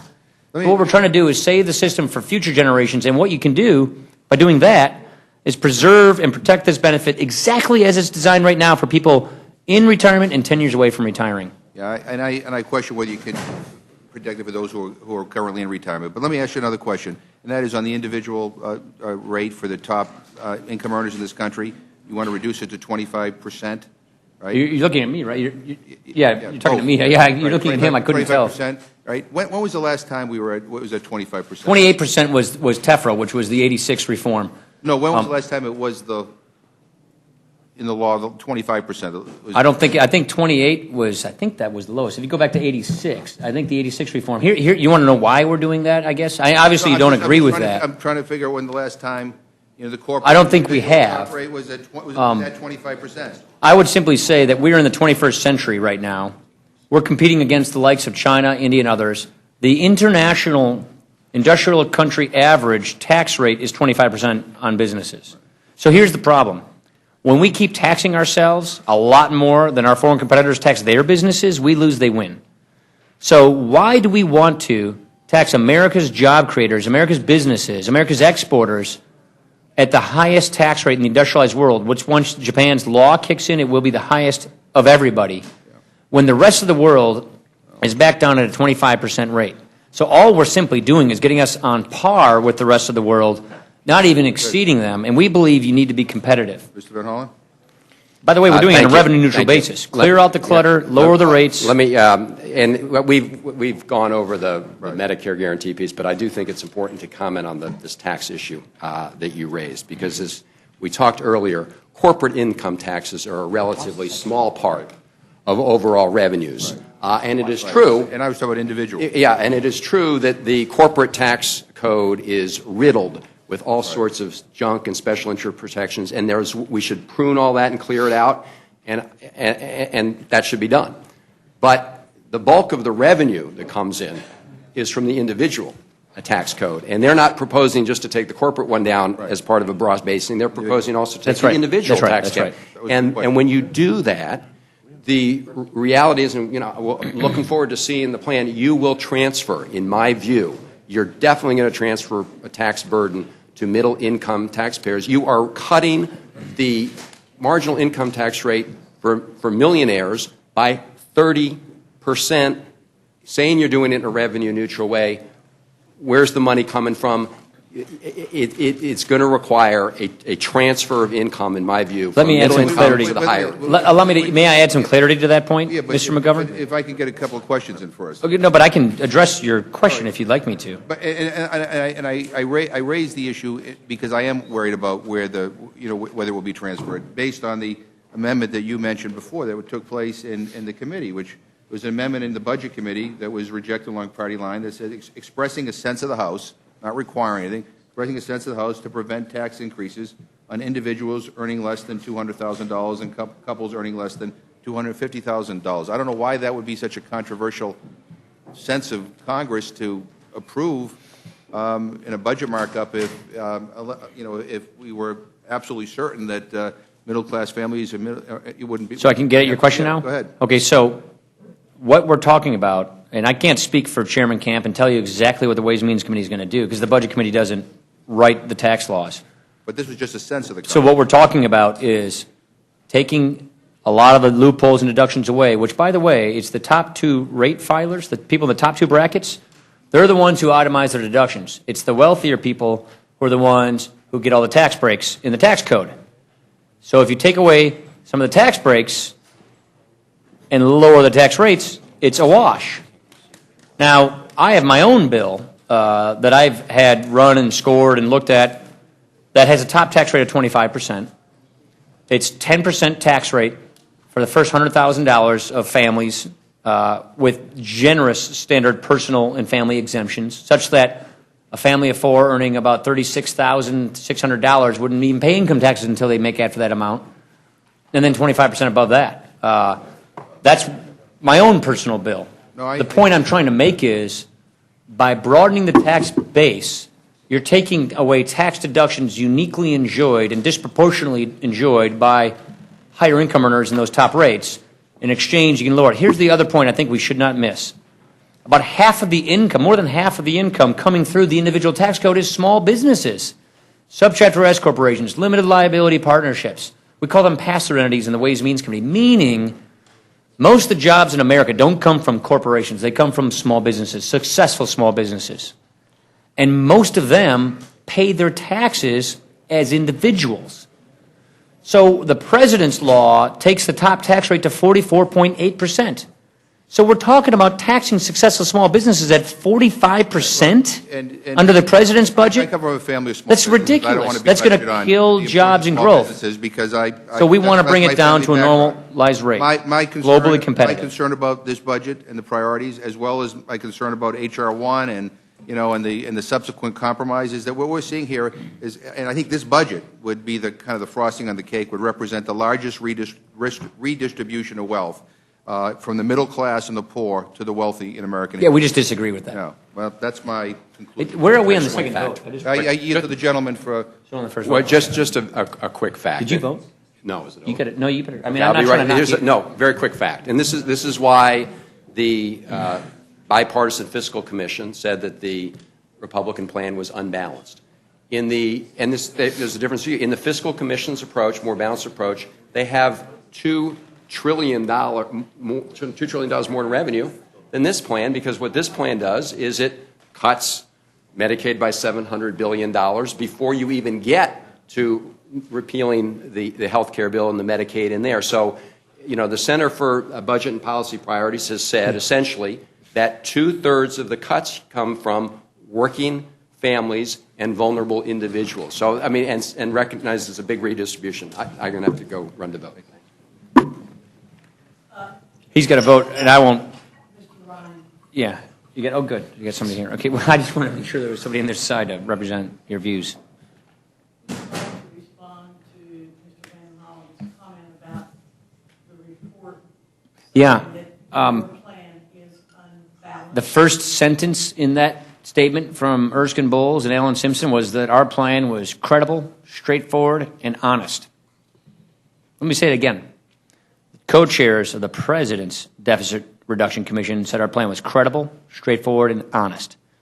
Now, they believe, to get a political consensus in Washington with the Democrats controlling the Senate, the President being Democrat, and the House being Republican, they believe, and I'm not saying they're wrong, that you have to have a mixture of revenue, of tax increases and spending reductions to get a political balance and political compromise. And so this doesn't meet that test of what they think is necessary for a political compromise.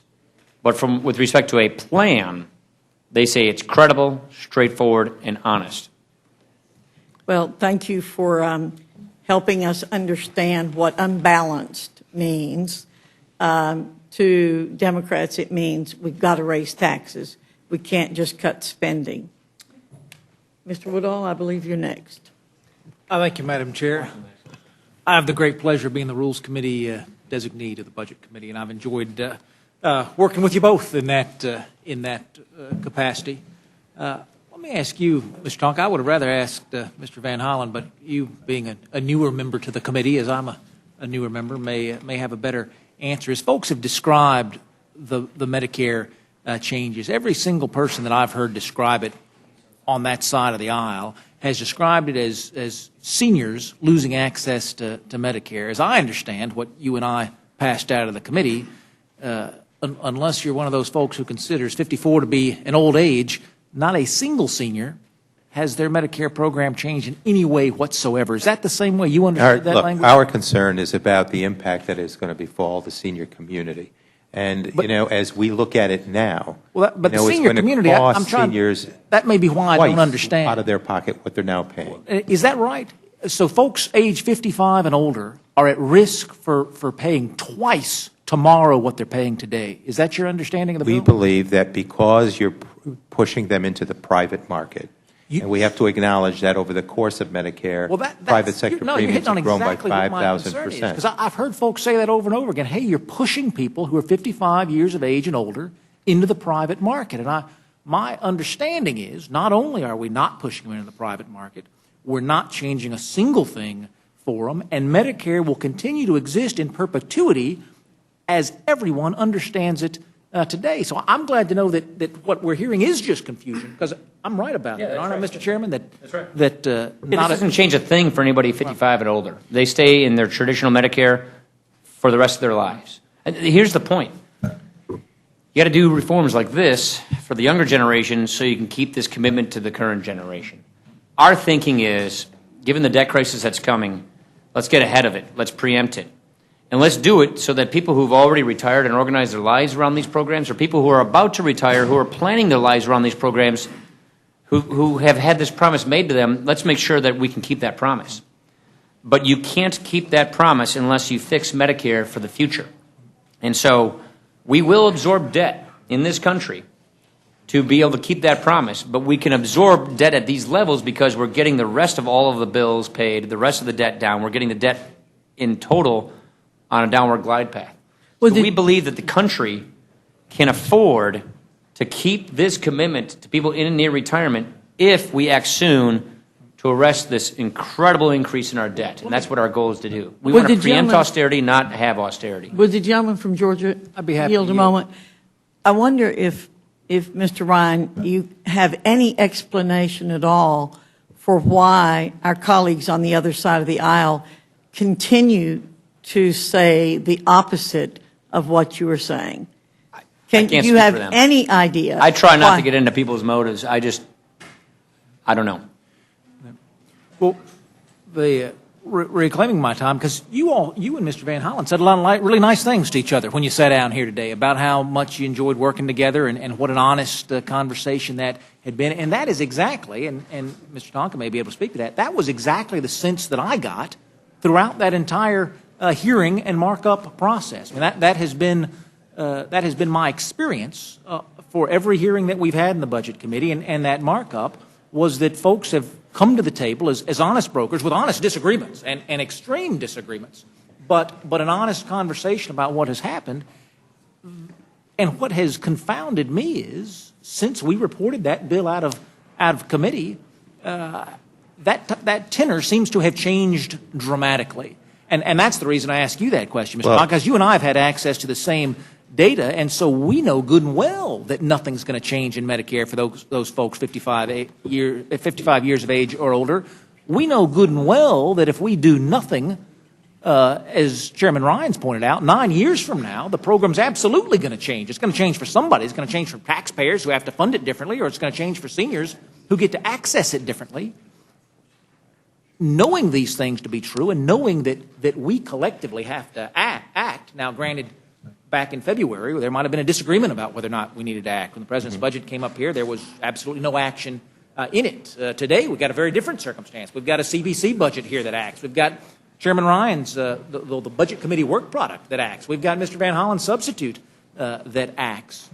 So given that we all agree that we have to act, why do you think the tenor has changed from that very collegial, let's talk about the facts, to now let's talk less about the facts and more about where we can direct public because opinion? more and more concern has been expressed out there by the general public, and I think also, the vote showed that while the tenor might have been somewhat acceptable, the vote count there that you had acknowledged that we didn't really accept your version of moving people 55 and under and forcing them into the private sector market and requiring them then to be at risk. They're going to absorb the growth. You give them a voucher that doesn't keep pace with medical inflation.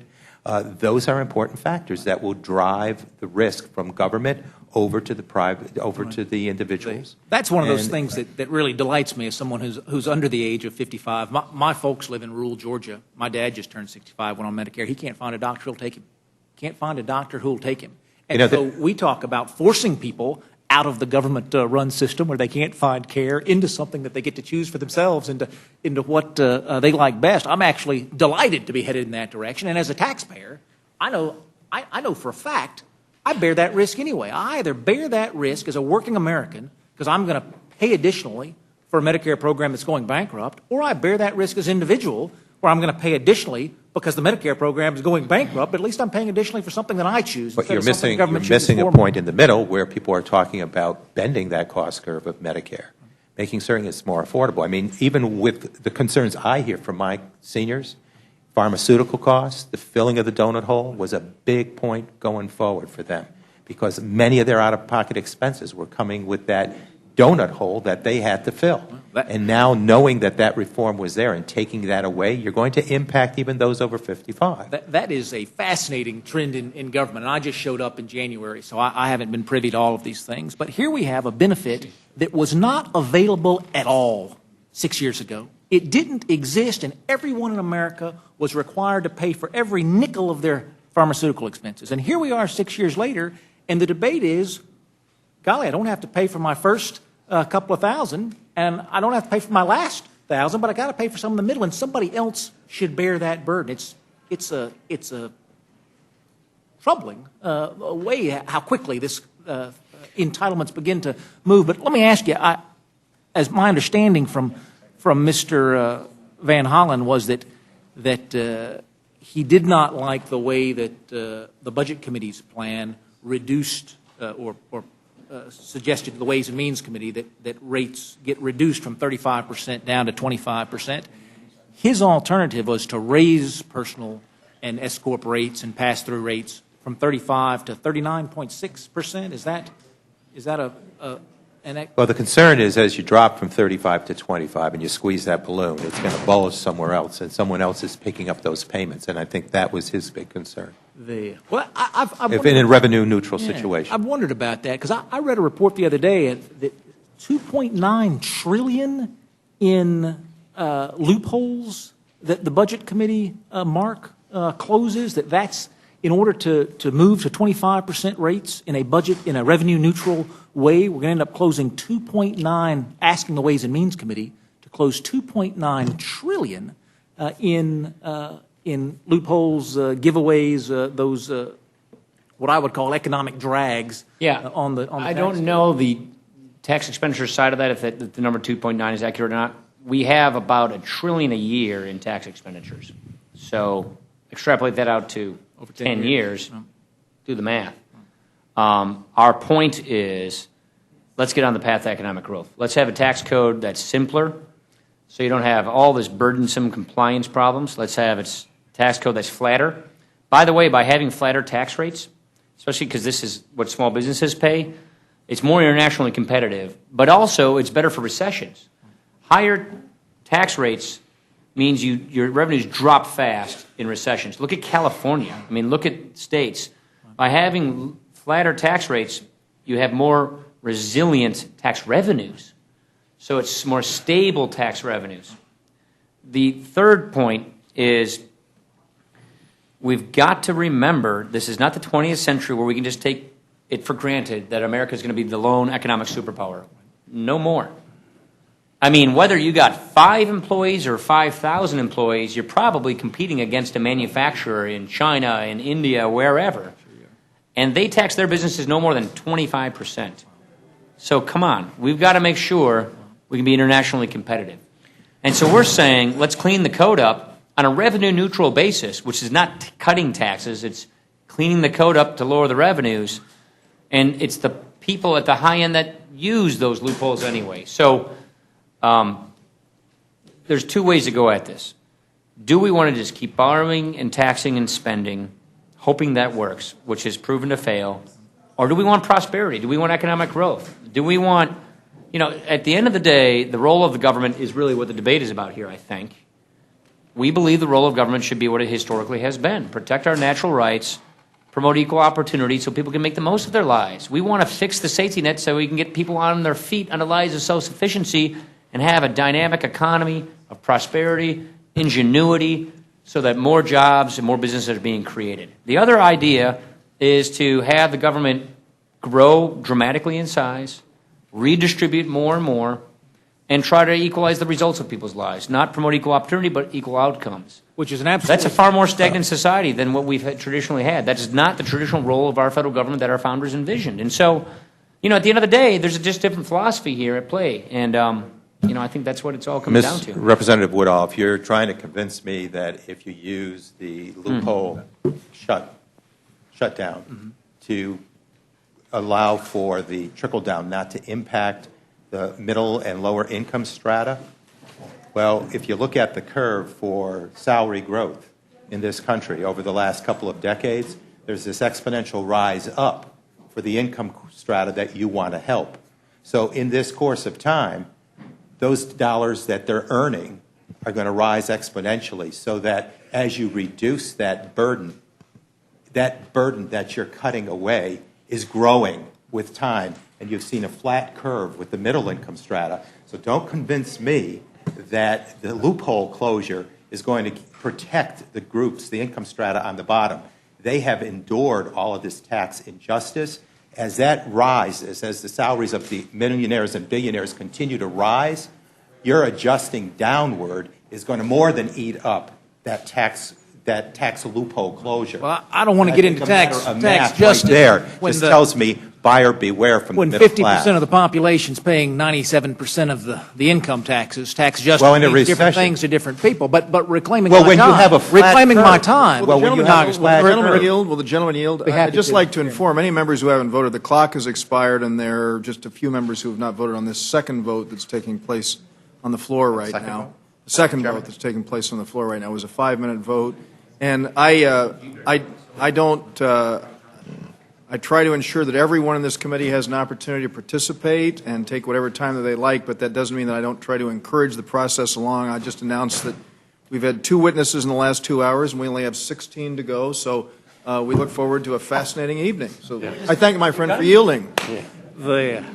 I thank the chairman for his subtlety, and would just like to ask Mr. Van Hollen, we were talking about how those top marginal rates, you don't think those have an impact on folks, that your proposal to raise that top marginal rate from 35% to 39.6, I think, would not have an impact on folks. I might disagree with that, but thinking about the additional revenue that raising rates 4.6% would bring in, since that's not actually going to have an impact, in your considered opinion, on job growth and job creation, why can't we raise that rate 10% on those folks? Because that would bring in more than twice as much revenue. And if we raise that rate 20%, that would bring in, golly, 4 times as much revenue. And since it's not going to impact job creation, and knowing that you had to make a lot of tough choices in your budget, why didn't you run that rate up dramatically higher? Absolutely. Be happy to answer that question. What I said was relatively small changes in the top rate are not the main economic drivers of people's decision-making. Obviously, if you get to a certain point, you have marginal tax rates which are going to have greater impact on job growth. And I want to make it clear, this has to, the question is, what are the ingredients of job growth, and what are the factors? Obviously, tax rate is one factor. And the point of looking historically at the period of time during the Clinton administration was, while they did have a higher top marginal tax rate, you still had very rapid economic growth and 20 million jobs created. So the reality is people making investment decisions look at a whole variety of things. It's interesting, we often talk about how the marginal tax rate got changed during the Kennedy administration.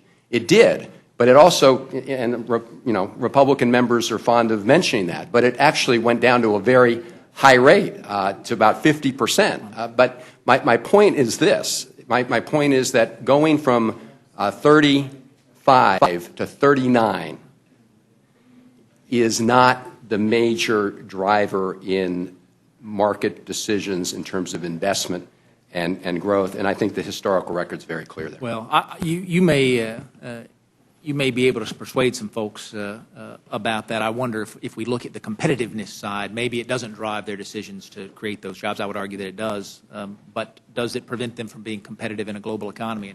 And we'll see. But let me just say to the both of you, again, the Wall Street Journal called your collective work, our collective work, the most serious attempt to reform government in a generation. And irrespective of those things on which folks disagree, I hope you're tremendously proud that you've taken that step that so many Congresses before on both sides of the aisle had been unwilling to take. And as the young people who are going to have to pay those bills, I'm grateful to you both. Mr. Chairman, I thank you. Thank you, Mr. Whittle.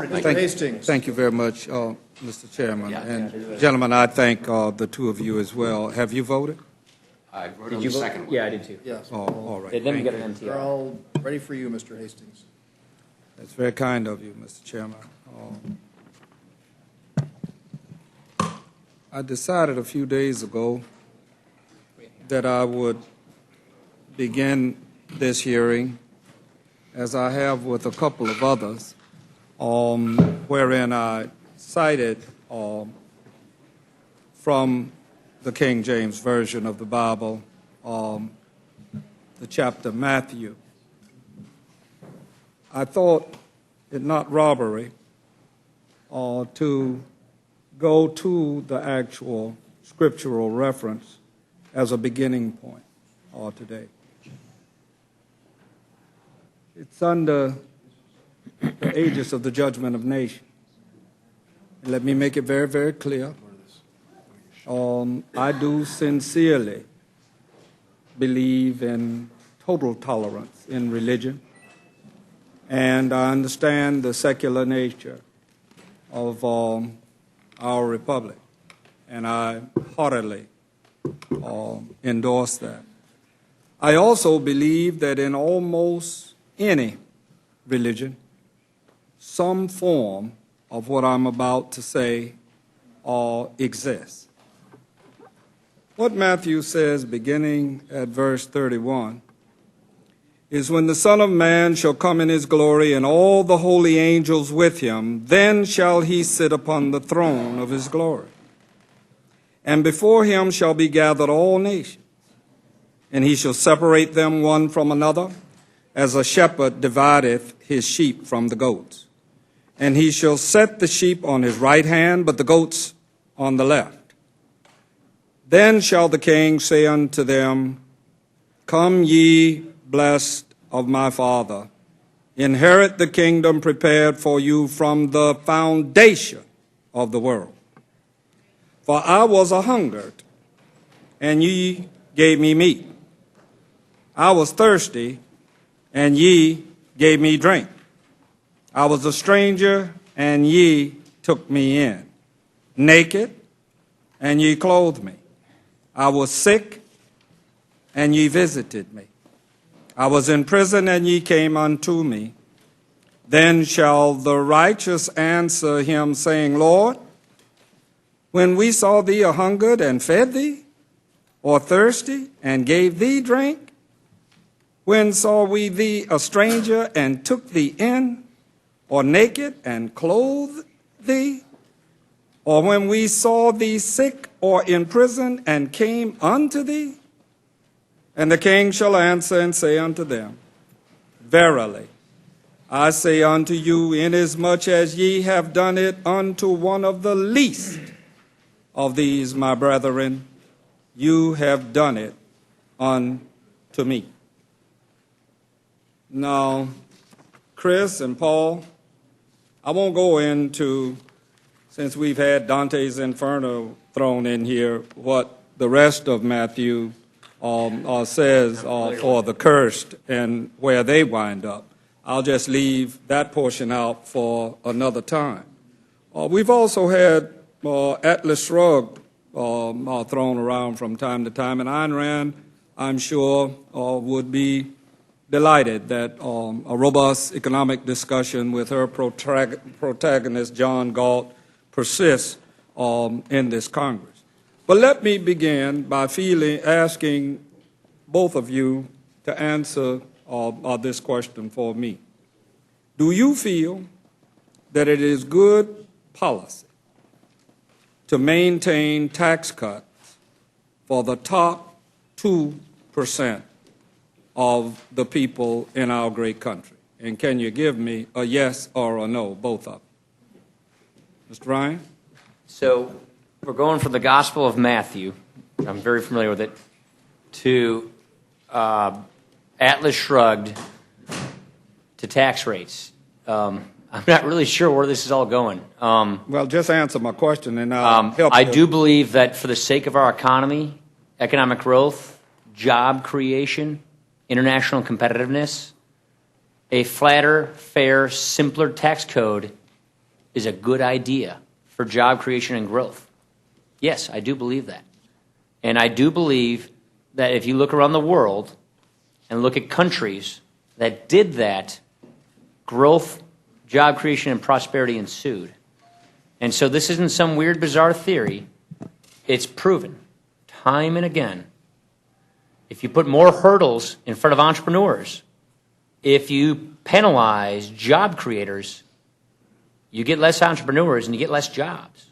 We don't want to do that. If I could just reclaim my time, you didn't give me a yes or a no. I take that as a yes. You believe that the 2% of the wealthiest people in our great country ought to, since they have had for a decade 18% increases in their income, that they should continue in that regard, while the least of us should have tax. Let's not forget that the bulk of this are small businesses. You know, I don't know your who district, file their taxes as individuals. Yeah, come to Wisconsin and drive to the outskirts of any town, and you will see an industrial park. And in that industrial park will be littered with businesses with 20 to 500 employees. Are they in that? Odds are, yes. Odds are these businesses, you know, are filing as individuals. And you know what? We want them all to have 1,000 employees. We want the guy with 50 businesses and the one with 50 employees and the one with 100 employees to have 500 and 1,000. Let me just give Mr. Van Hollen. And we want them to be internationally competitive. We want them to grow Let me give Mr. Van jobs. Hollen an opportunity, and I'm not finished. I have to show you what I'm talking about. Thank you, Mr. Hastings, for your question. And we are focused on the fact that we need to get our deficits under control in a predictable way. You need a balanced approach to this. And to say that you're going to do it at the same time you're going to provide a tax break to very high income earners suggests a total lopsided one approach to this issue. We've had the conversation of the economic growth rates during the Clinton administration, the job growth rates, much higher than the Bush administration, even though it was in a period when you had higher rates in effect. Now, let me respond to the chairman's point about small businesses, because in this conversation we go back and forth between corporate rates and income tax rates for individuals and others. The reality is, and you can check the data on this, that the number of small businesses with income above $250,000 in America is actually about 4%. 4%.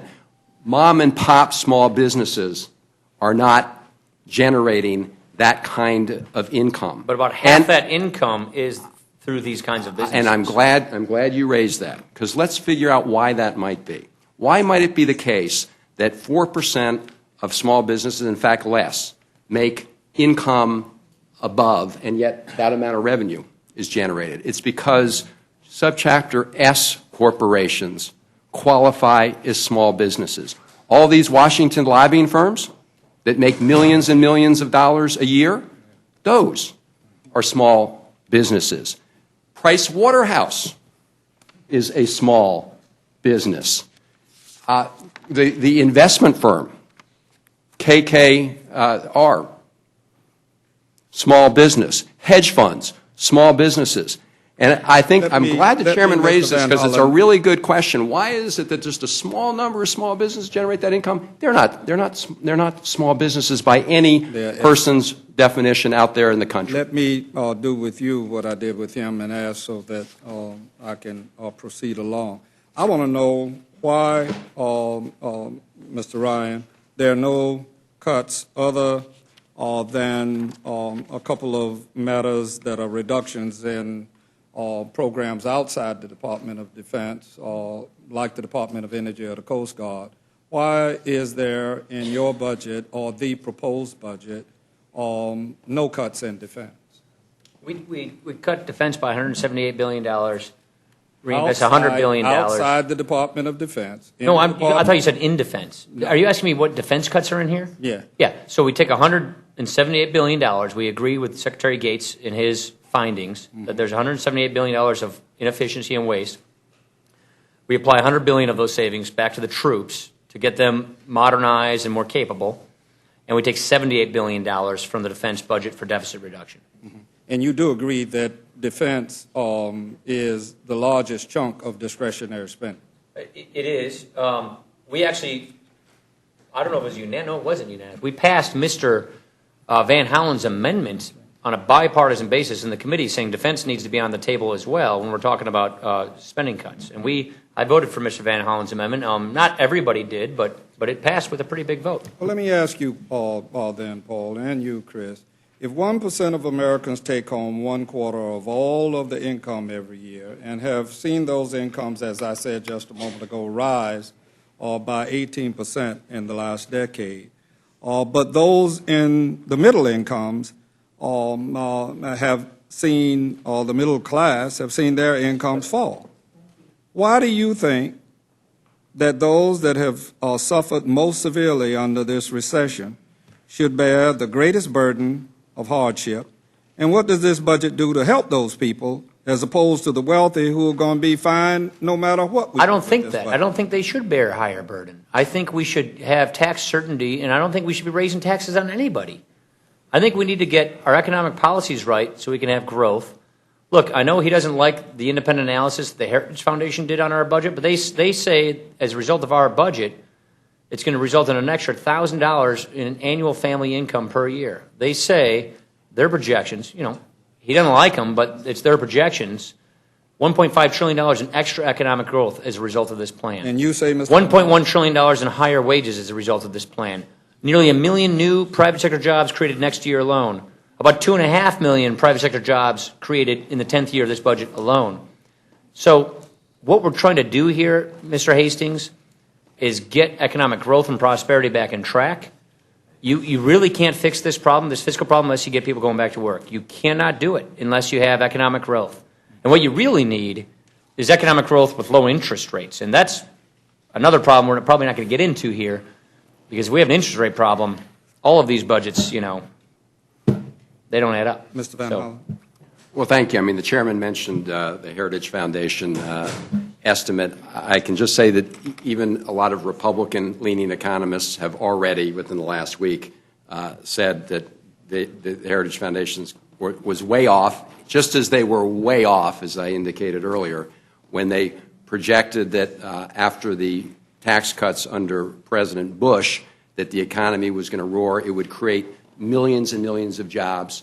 And in fact, we know the end of that story. By the end of the Bush administration, the economy and the country had lost over 650,000 jobs. So much for the Heritage Foundation analysis. I mean, we should ask somebody who's gotten it right.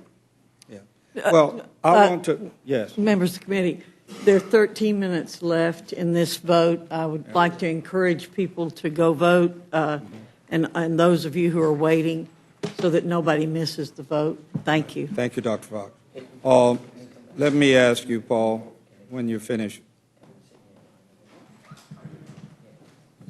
Go ahead, Elsie. You want to go? Yeah. Which specific... I'm trying to get a sub here, so I can I go understand. vote. Which specific tax provisions will you target in order to make the broadening savings that are claimed in the budget? If I look at It's not the my big job. four...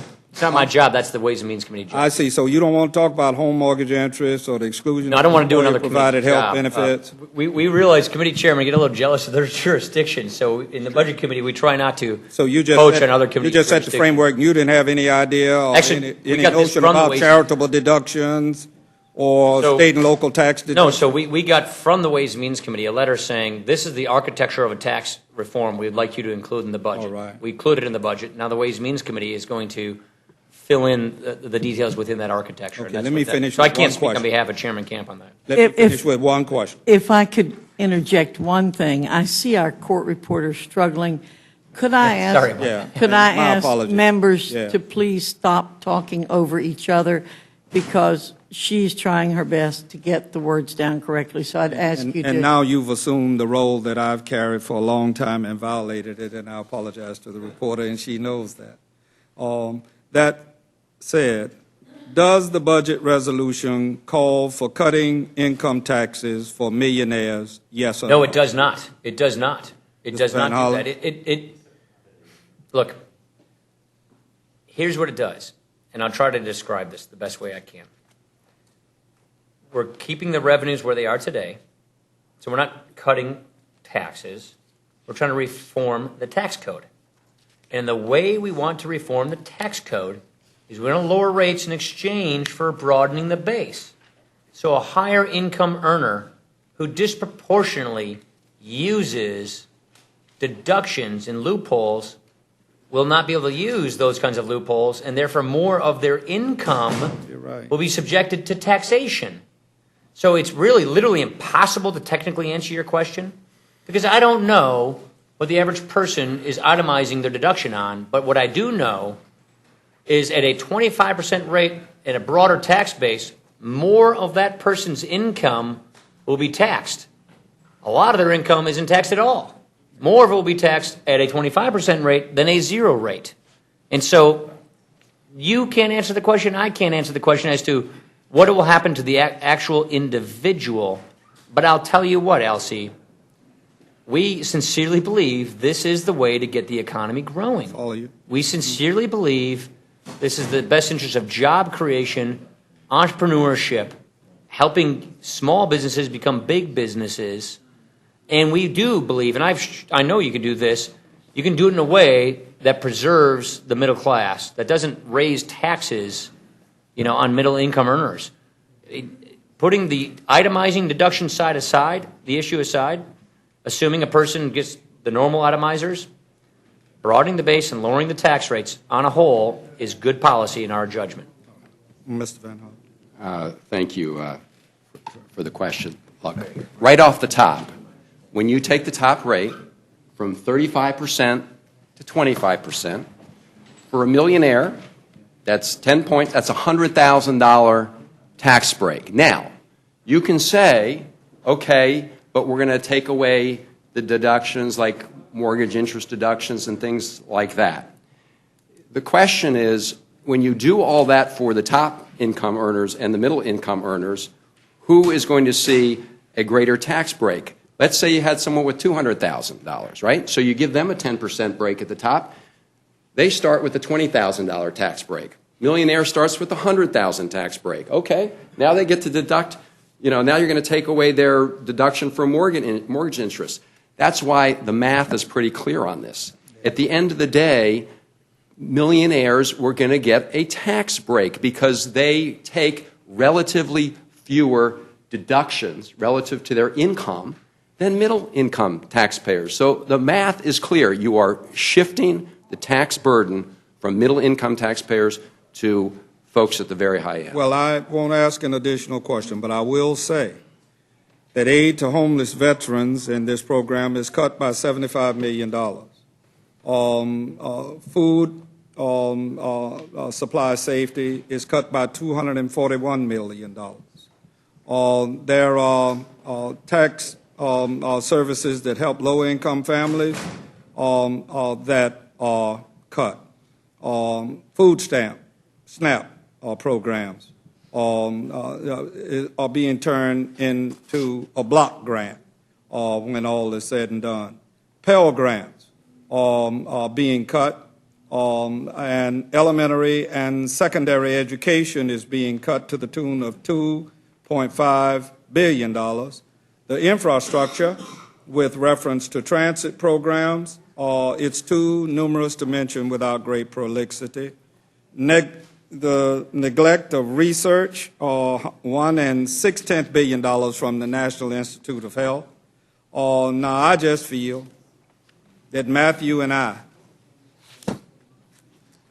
would do this differently for the least of us. And Paul did not answer me with reference to defense. And he and I will have that discussion. He answered what he wanted to say, but there is no dollar cut from the core of defense in this program. Those cuts come from energy and from the Coast Guard and programs outside the Department of Defense. I've said repeatedly here in this committee, I could go across the 14th Street Bridge to the Pentagon, and I could find y'all a whole lot of money that would help take care of the least of us. Thank you, Madam Chair. Can I just, Chair? Would gentleman from New Jersey like to respond? Just to respond, and I know Paul made the point, but we had that debate in the committee, and there's a number of us who are on the exact same page as you are on that point, that there is more than just the proverbial waste, fraud, and abuse on that. And that is something I think from members on both sides of the aisle are eager to look to see, and delve into. So, yeah. Mr. Nugent. We took it out of the budget, so hope you guys. You know, through all this discussion, I'm new to all this back and forth, but clarify one thing. Is the corporate tax rate changing with the Ryan budget? Yes. And the reason I ask that is that it's, when the President spoke at the State of the Union, one of the things that he said, and I'll quote, I'm asking Democrats and Republicans to simplify the system, get rid of the loopholes, level the playing field, and use the savings to lower the corporate tax rate for the first time in 25 years. Without adding to our deficit, it can be done.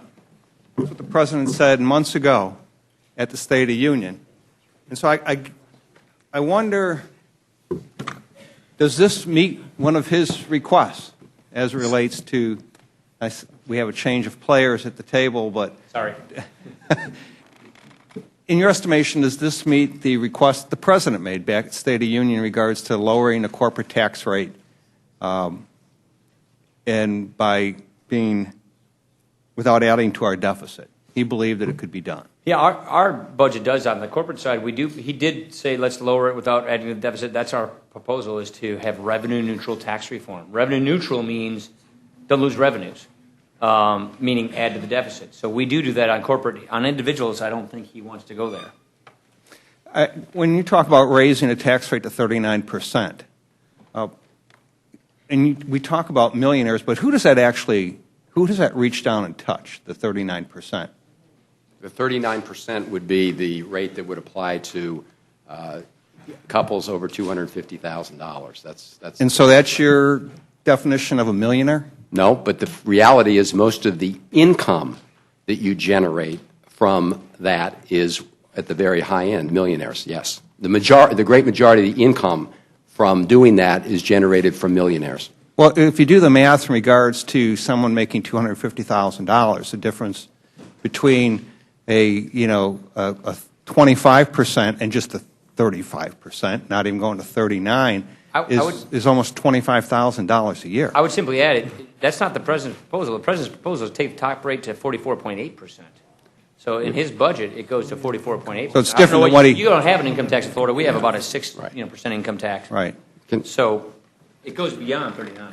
Yeah, I mean, if I could just add to that, what we're talking about, of course, is the marginal in-tax rate on the income over $250,000. You're not talking about first dollar taxation at that level. And the only other thing I would point out is we said to our Republican colleagues on the Budget Committee, okay, if that's really your problem between $250,000 and $500,000, here's your opportunity to say something different. We offered an amendment saying, let's just apply it to folks over $1 million. Well, that was a party line vote. They wanted to protect folks over $1 million from that rate. We don't want to raise taxes on anybody. Understood. I have no other questions. Mr. Polis. Come on, Jeremy, quick, right? Thank you, Madam Chair. So, for Mr. Ryan, I was just, looking through the this document here, Mr. Ryan. I was looking at the deficit figures in your budget, and I see that the deficit you get it down to about 400, 410, 420, and then it kind of hovers there. And I wanted to ask you whether you consider about the way through, through the end of the plan, 2021, around a $400 billion Hey, what page deficit. are you on, just so I'm on your same page? What's that? What page this is page number 40.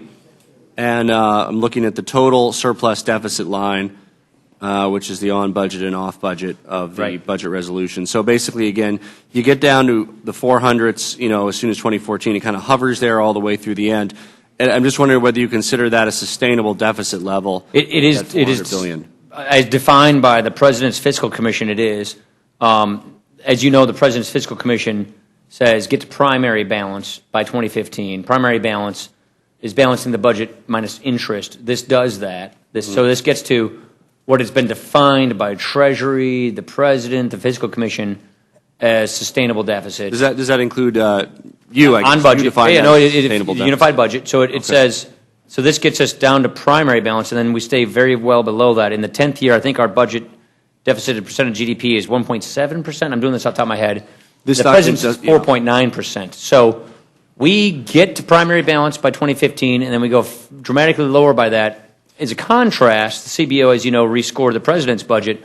He never gets anywhere close to primary balance, doesn't even touch primary balance in any 1 year, and in fact is on the way back Well, up. you keep using the term deficit. primary. I want to congratulate our new chair, Mr. Nugent. It's rare that a freshman gets to chair a committee, so I can thank you so very much. Congratulate the gentleman. When I was in the majority, I don't think I had that distinction during my first term, so I offer you my sincere congratulations. You keep using the term primary deficit, Mr. Ryan. Well, you're asking about sustainability, so. Yeah, well, I guess, again, on page 40, the surplus deficit total, when you say it, again, there is a deficit of over, again, hovering around $400 billion. And I guess, again, the question is that level of deficit, $400 billion, is that a level that you feel is sustainable? Well, it's clearly too high, but it is, as every economist measures sustainability, yes, it's underneath that level. Do you know if at that level? So here's what let me just tell you what we mean when we say sustainability. Can I ask a quick question that kind of will clarify that? At that level of deficit, $400 billion, $450, does our national debt go up or down? No, so that's the question. Same? Every year there's a deficit. Of course, you're adding to the debt. Every budget you're going to see today coming before you as a substitute will add to the national debt because there's more than 1 year's worth of deficit. The question is, as a percentage of the economy, it's kind of like, is your mortgage the right size relative to your income, so your ability to pay and cash flow it? Is the business loan you took out from your business small enough or the right size that you can cash flow it? Is the debt your country is taking on the right size relative to your country's ability to pay it? And so what primary balance means is if you're at or below it, your economy is growing, but your debt as a percentage of your economy is shrinking. And so what CBO says our budget does is in 2014, the debt as a share of our economy, which is the key measurement here, peaks at 74.5% and then goes down from there precipitously to the point where it's ultimately paid off. Now, the President's budget, to the contrary, never goes down and actually... Just a quick question on that. To the point where it's ultimately paid off, does that mean... the document I have goes through 2021. Yeah, so the budget resolutions have 10-year tables. And you have a longer version? Yeah, we have longer-term scoring the CBO did on our budget. Okay, is that in the record here? Is that in the report committee of the committee somewhere? I assume it is. Okay. I believe it is. We'll have to... But as you know, when you write a budget resolution, you just use 10-year aggregate. Of course, yeah, which is better than a 1 year for sure. Again, I want to certainly compliment the work of the committee, the work of the Democrats, the work of the President. We finally seem to be serious about making some progress on this issue. I earlier today led the floor debate on the rule about the continuing resolution and argued that it was a lot of sound and fury signifying nothing, where we risked a government shutdown over the most marginal of savings that have no impact with regard to the long-term situation. I think what the committee, what the ranking member, what the President have been talking about in the Republican budget, the Democratic budget, clearly reflecting different values, the President's budget, are finally beginning to address the matter. I also want to give Mr. Van Hollen the chance to talk about kind of reducing the deficit and sustainable levels and kind of the trade-offs and priorities about how we share the pain, if you will, and who feels the pain of getting to that budget surplus or neutrality.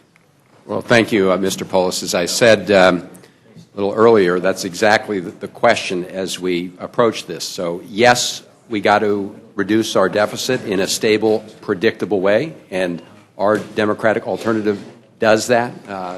It does reach primary balance in the year 2018, and it does it in a way that protects very important national investments in our economy, our infrastructure investments, investments that we need to make as a people to make sure that we win in a very competitive global economy, and at the same time make sure that folks on Medicare have that guarantee, and that folks on Medicaid, whether they're seniors in nursing homes or disabled individuals or low-income kids, continue to have the health care they need. So this is always a question of what is the balance, and we believe our approach represents balance, and that the Republican budget is a one-sided approach. Yeah, and again, I want to emphasize, I believe that all the approaches before us, including the President's, including the alternative budgets or the amendments, they all are significant improvements over the status quo with regard to reducing the deficit. And this body will do its work on where our priorities are. And I'm confident that thanks to the work of the members of the majority and minority in the Budget Committee in articulating their respective visions, this body will be able to begin to get our arms around the real issue facing this country, the potential mountain of debt that threatens to bury the next generation. Yield back. Thank you very much. That'll conclude the hearing. This panel. Thank you very much, gentlemen. Appreciate your just wishful thinking on my part. We've only got 60 more witnesses. Let me say, you better hurry down, Chris. There's only, I think the time's almost out. This is on the final passage vote. Don't say I don't look out for you, Van Hollen. Thank you. Yeah. That's because of Karen. That's the reason. So anyway, let's see. We've got lots of fascinating people here in the room, and I think that what we're going to do is begin with a panel that is led by a very distinguished member of the Committee on the Budget. Don't turn around, Gwen. I'm calling on Ms. Moore, and I know that she has several people who are to be included on her panel, and that includes Mr. Scott, and are you part of this panel? Mr. Cleaver. Okay. Yeah, right, Mr. Cleaver and Mr. Scott. So why don't we do this? Why don't we begin with your testimony, Ms. Moore? And let me just say to all of the witnesses that are here, I'm going to encourage the committee to make in order every single substitute that has been provided to this committee, so that we will have an opportunity for a full and very rigorous debate to take place on the House floor. And I say that by virtue of the fact that I want to figure out how to get out of here. So it's really a self-interested on my part. Ms. Moore. Oh, Mr. Scott is. Please, absolutely, and Mr. Cleaver are here, so I better yield to. You no. You are on the Budget Committee. Okay. By virtue of being a member of the Budget Committee, you are the first to testify. No matter how they might protest, you are the first to testify, Ms. Moore, and so I'm not going to let them say a word until you do first, because she is the Budget Committee representative, and we go by members of the committee, so we're here with the Budget Committee. So, Ms. Moore, please. You know I'm getting scared now. I want to thank you so much, Mr. Chairman, and it certainly is an honor every single day to serve in the United States Congress and represent my constituents, and I'm so happy to be joined by my colleagues from the Congressional Black Caucus. The Congressional Black Caucus for these 43 years has been known as the conscience of the Congress, and we come here today in that same with that same mission.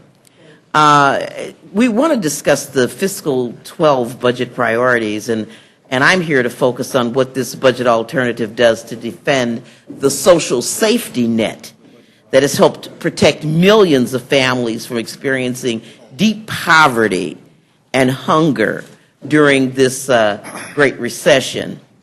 Roughly two-thirds of the Republican budget's $4 trillion in budget cuts over the next 10 years come from programs that serve low-income people. These cuts violate our basic principles of fairness and decency in our estimation.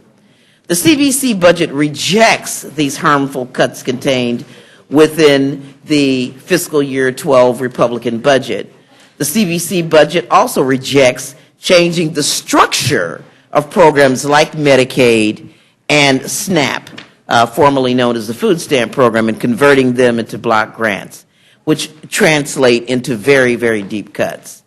We reject the notion that, for example, a Medicaid block grant simply provides governors with flexibility. It, like my governor of the great state of Wisconsin, has opined that his director of health, they just like to not participate in Medicaid and be able to really throw eligible populations off Medicaid. Block granting SNAP, we believe, would mean a 20% or $127 billion cut over 10 years, leading to increase in hunger, food insecurity, and poverty. SNAP benefits play a crucial role in boosting families' monthly income. Those who receive SNAP benefits are working, the working poor. They're not people who don't work. But census data on disposable income show that SNAP lifted 4.6 million Americans above the federal poverty level, and I'm going to talk about that in a minute, in 2009, including 2.1 million children and 200,000 seniors. Currently, there are 44 million Americans participating in the SNAP program. 3/4 of SNAP recipients are families with children, and 1/3 of recipients are in households that include senior citizens or people with disabilities. The CBC supports the President's budget proposal to restore SNAP benefits used to help pay for the child nutrition reauthorization and to fund expected growth in SNAP and food nutrition programs. As a representative from the great state of Wisconsin, I can tell you that it simply, absolutely, and literally gives me chills to think about making cuts to the low-income heating energy assistance program, an environment where we can get up to 45 degrees below windshield factor on any given day in December or January. The CBC budget restores funding to this program, which provides much-needed heating assistance for low-income families. The CBC budget also restores funding for the Temporary Assistance to Needy Families, or TANF, emergency fund, which states have successfully used to provide subsidized jobs for nearly 250,000 otherwise unemployed parents and youth during a time of high unemployment. I just think that you can't have it both ways. You can't tell people who were formerly welfare recipients that they have to work and then not provide the resources to provide those states with those subsidized jobs. The TANF Emergency Fund supported local economies by putting money into the hands of individuals most likely to spend it at the grocery store, at the shoe shop, and to pay their heating bills, and provided direct support to help businesses, nonprofits, and local governments weather the recession. Our budget alternative provides $16 billion to fund H.R. 589, the Emergency Unemployment Compensation Expansion Act, which extends emergency unemployment benefits for all Americans by adding 14 weeks to Tier 1. Millions of Americans have exhausted their unemployment benefits, and we have seen a largely jobless recovery on Wall Street and so forth, and trillions of dollars of assets that corporations are not spending, but we still have a very high unemployment rate. So this expansion would provide these families with a vital lifeline while job growth continues to pick up steam. These families who receive unemployment benefits immediately return these dollars to the marketplace. I mean, you get the biggest bang, Mr. Chairman, for your buck with monies received through these programs. They don't hoard it or save it. They spend it and stimulate the economy, the most stimulative impact. The CBC budget invests additional funding for critical programs such as child support enforcement, public housing, Hope 6, homeless assistance, supportive housing programs for the disabled and elderly, the child care and development block grant, the community supplemental food program, the social services block grant, child welfare services, adoptive opportunities, independent living and training vouchers, WIC, the Women, Infant, and Children's Program, child nutrition programs, the Supplemental Nutrition Assistance Program, which I've mentioned, SNAP, Section 8, rural housing programs, and the Home Investment Partnerships programs. Let me pause here for a moment to comment on something that my good friend and classmate, Dr. Smith, made a comment earlier about the tremendous amount of hyperbole that was entering these discussions. There is some hyperbole that's not mentioned at all, and that is the exaggeration about how few people need government assistance. You know, we have had a federal poverty level that has not been recalibrated for decades, and there have been dozens of reports that have recalculated these numbers. For example, the BEST index, which is the Basic Economic Security tables. These are tables that have been done over decades to indicate what the minimum income should be or could be for families at different size levels. They have basic economic securities, not vacations, not to eat out every night, but basic ability to have transportation, to get back and forth to work, to have food security and not eat ramen noodles and call it a meal. And what they say, our median income in this country is $70,354. $70,354. And what they say is that what we say is that the federal poverty level for one person is $10,830. But what they say, the best tables, is that one person needs a minimum of $30,000 in order to survive with basic stability. So we start talking about cutting all of the housing programs, energy assistance, food stamps. We're touching an awful lot of people. They say, for example, that a family of 4 needs basic subsistence level of $67,920. So what that means when you have a median income of $70,354, that literally half of Americans are just barely making it. Half of them are just barely making it. So when we start slashing and cutting and burning these programs, there's somebody that we know in our families, you know, awful close. It's not your 5th cousin twice removed that needs these programs.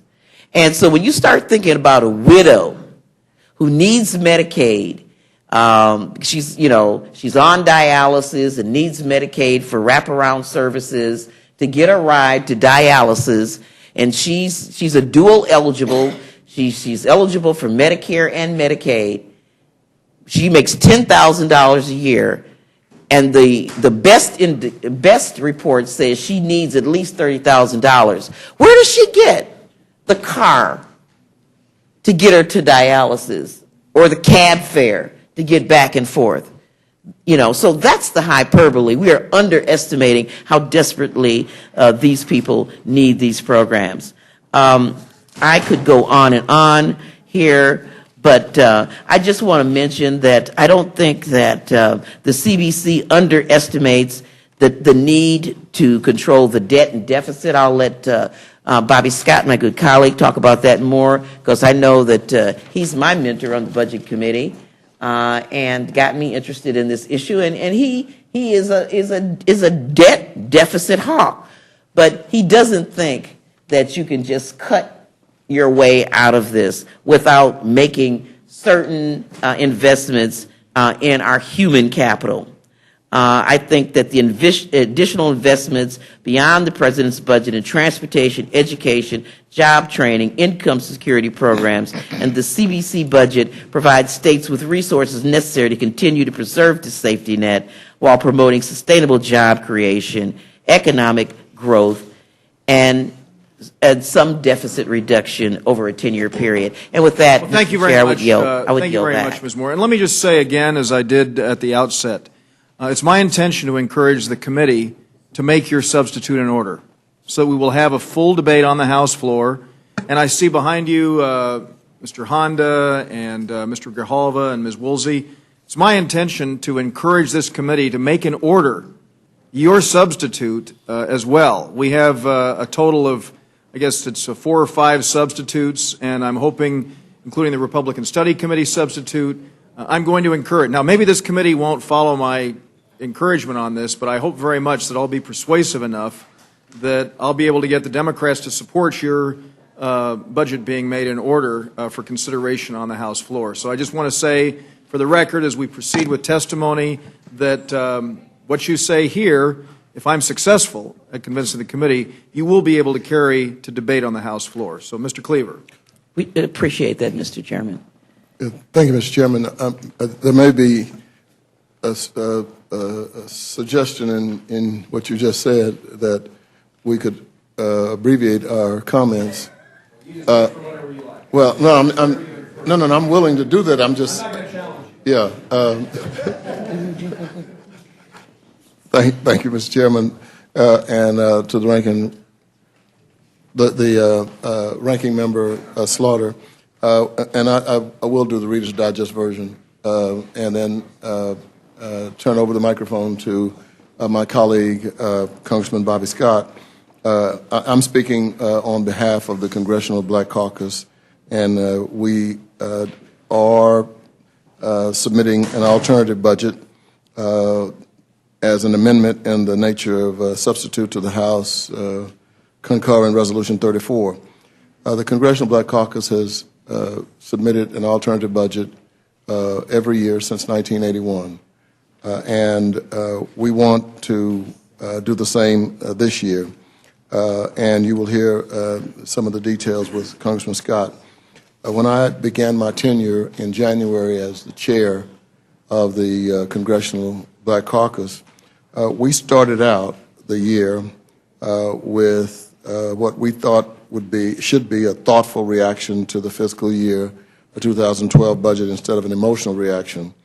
And we also did this understanding completely that the budget does need some significant attention, and that we do have to control the deficit. We also believe that you have to control the deficit or reduce it in 2 ways. One, increasing revenues, and secondly, of course, reducing spending. We brought together some of the top economists of the country.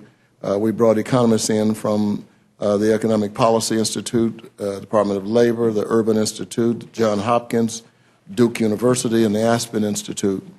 They put a budget together for us, and we declared at the beginning that we were going to develop a budget that would also serve as a moral document, somewhere in relation to what Congressman Hastings has already said.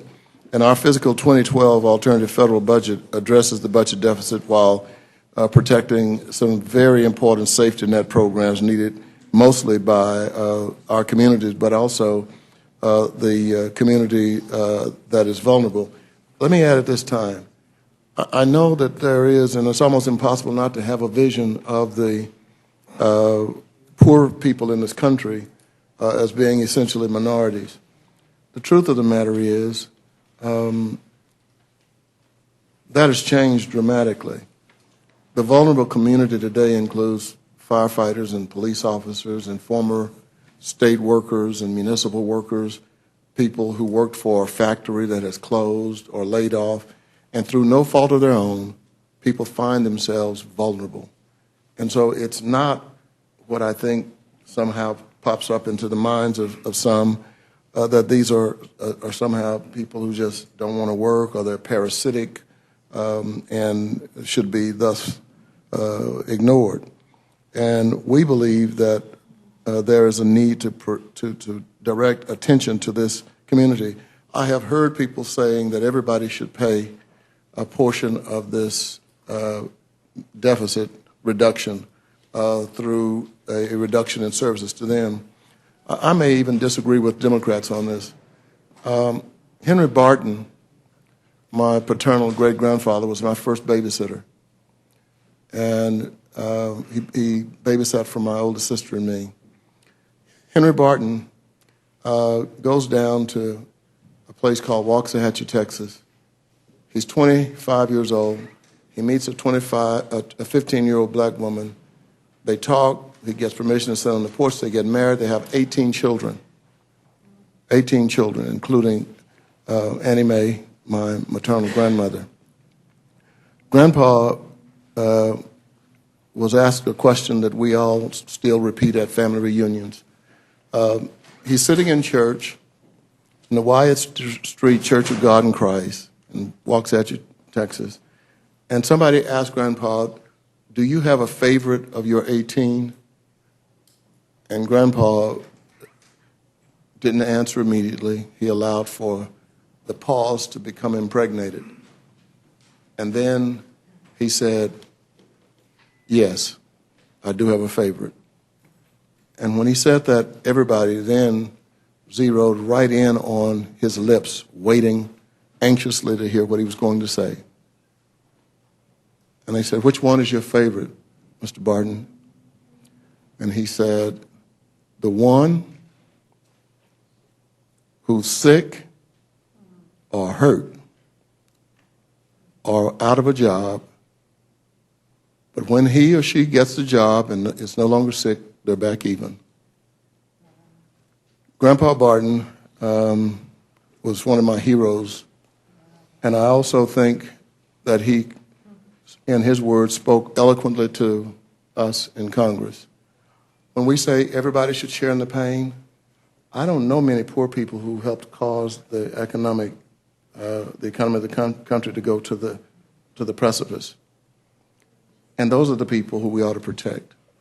And so the CBC, believing that we are the conscience of Congress, no matter what anybody else does, we intend to protect as strongly as we can those who are vulnerable. I'd like to turn the microphone over. Thank you, Mr. Chairman. 2 minutes. 2 minutes. Thank you. And I join the chairman of the Congressional Black Caucus in offering this amendment in the nature of a substitute, House Con Res 34, establishing the budget for the United States government for fiscal years 2012 through 2021. The Congressional Black Caucus has a long history of submitting fiscally responsible budget alternatives, regardless of who may be sitting in the White House or which party holds majorities in Congress. Our FY12 budget alternative continues this long tradition by putting forth a plan that significantly reduces our deficit over the next decade while increasing economic opportunities and promoting job creation at every corner of our great society. Unlike the underlying bill, our budget brings the deficit to 1.4% of GDP by 2015, which is more than sustainable in the long run and more than reaches the so-called primary balance, the goal of the President's Fiscal Commission. Our budget stabilizes our deficits within this decade and provides the President and Congress an opportunity to address the long-term drivers of both private sector and public sector fiscal instability, the skyrocketing health care costs. While I commend the chairman of the Budget Committee for proposing a budget that reduces our long-term debt, he only achieves this by further shifting the burden to lower-income Americans and seniors. The CBC budget is a much more responsible path to prosperity than the Republican budget because our budget makes the tough choices.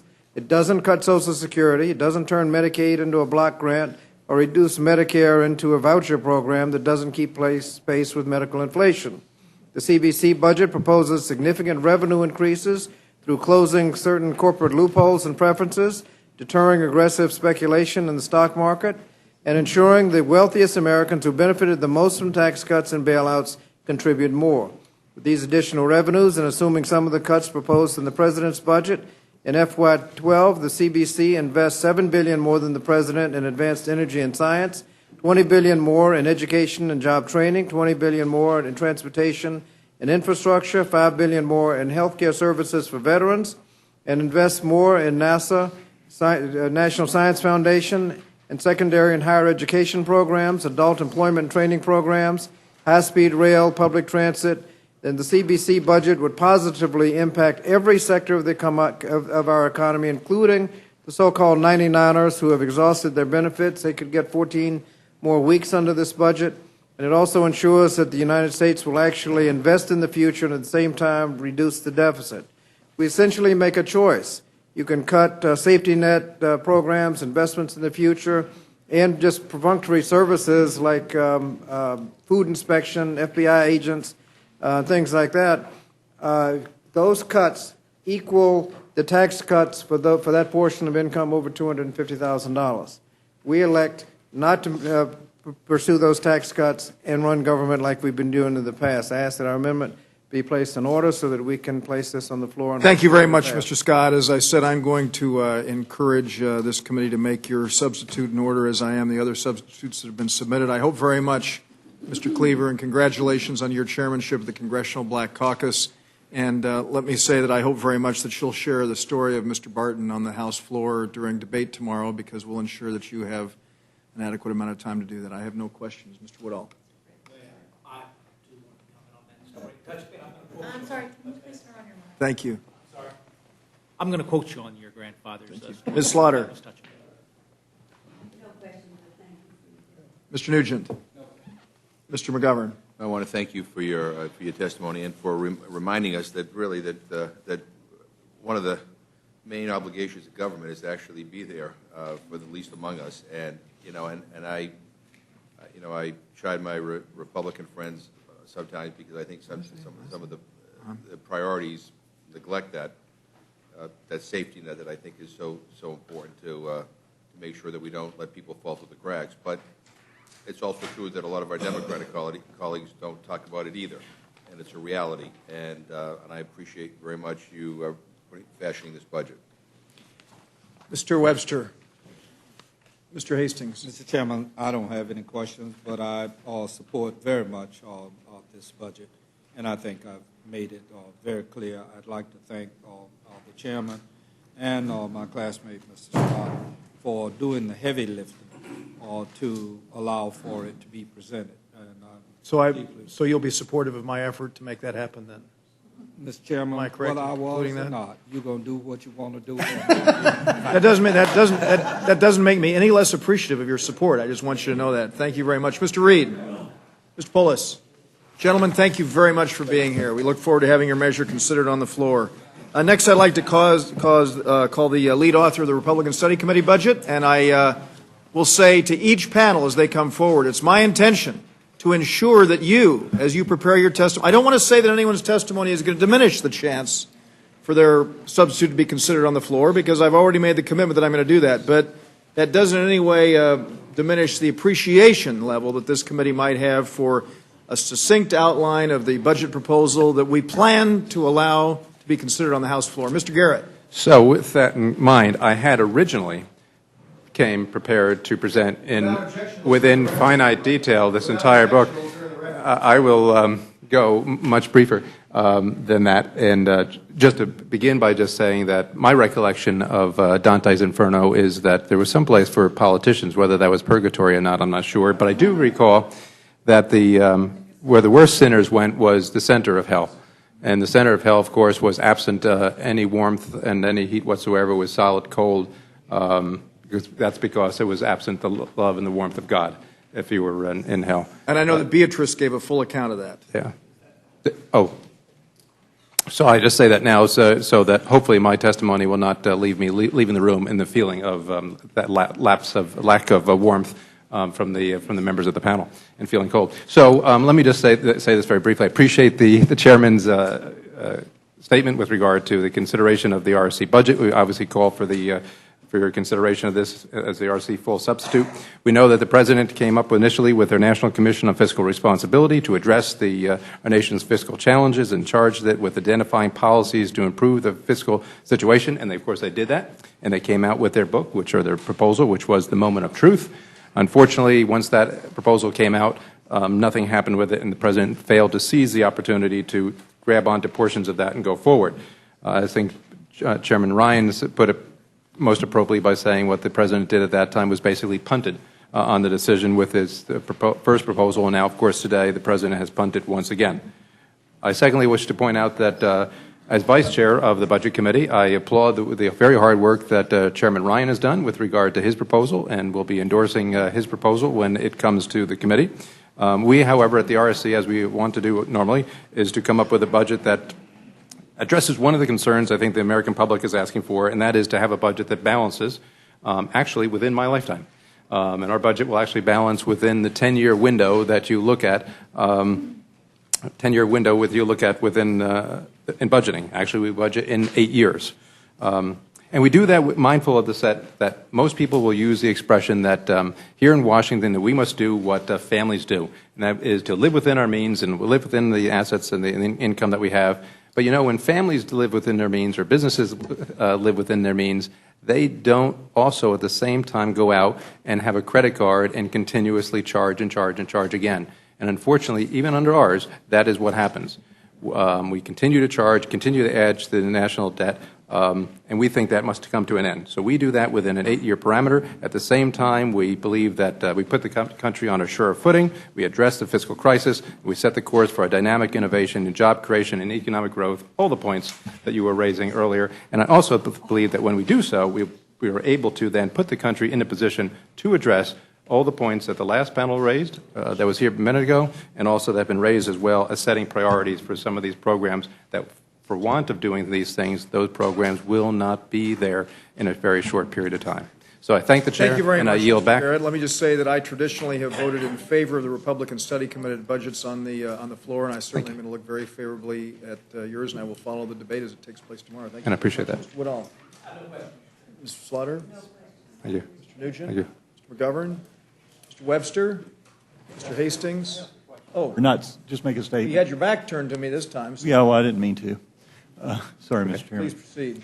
I just want to thank you. I want to thank Chairman Ryan for coming. It is amazing what an open process will do. Thank you very You much. take a look at how many amendments have been drafted, and you think that Congress went for an entire year and didn't get around to doing one budget, not one, and now we have forgot about that. Yeah, and now we have 5 or 6 proposals that were put together in less than 3.5 months by all kinds of individuals and groups and other interests, and yet what spawned that? One person, a chairman of a committee, saying we're going to do a budget in an open, honest process. We're going to let people come in and talk about it and try to solve the problems of this country. And then you, as chairman of this committee, saying we're going to open this up to amendments. People are going to be able to come, offer their amendment here, but then open a rule up that allows them to do that. I'm telling you, that shows what an open process does.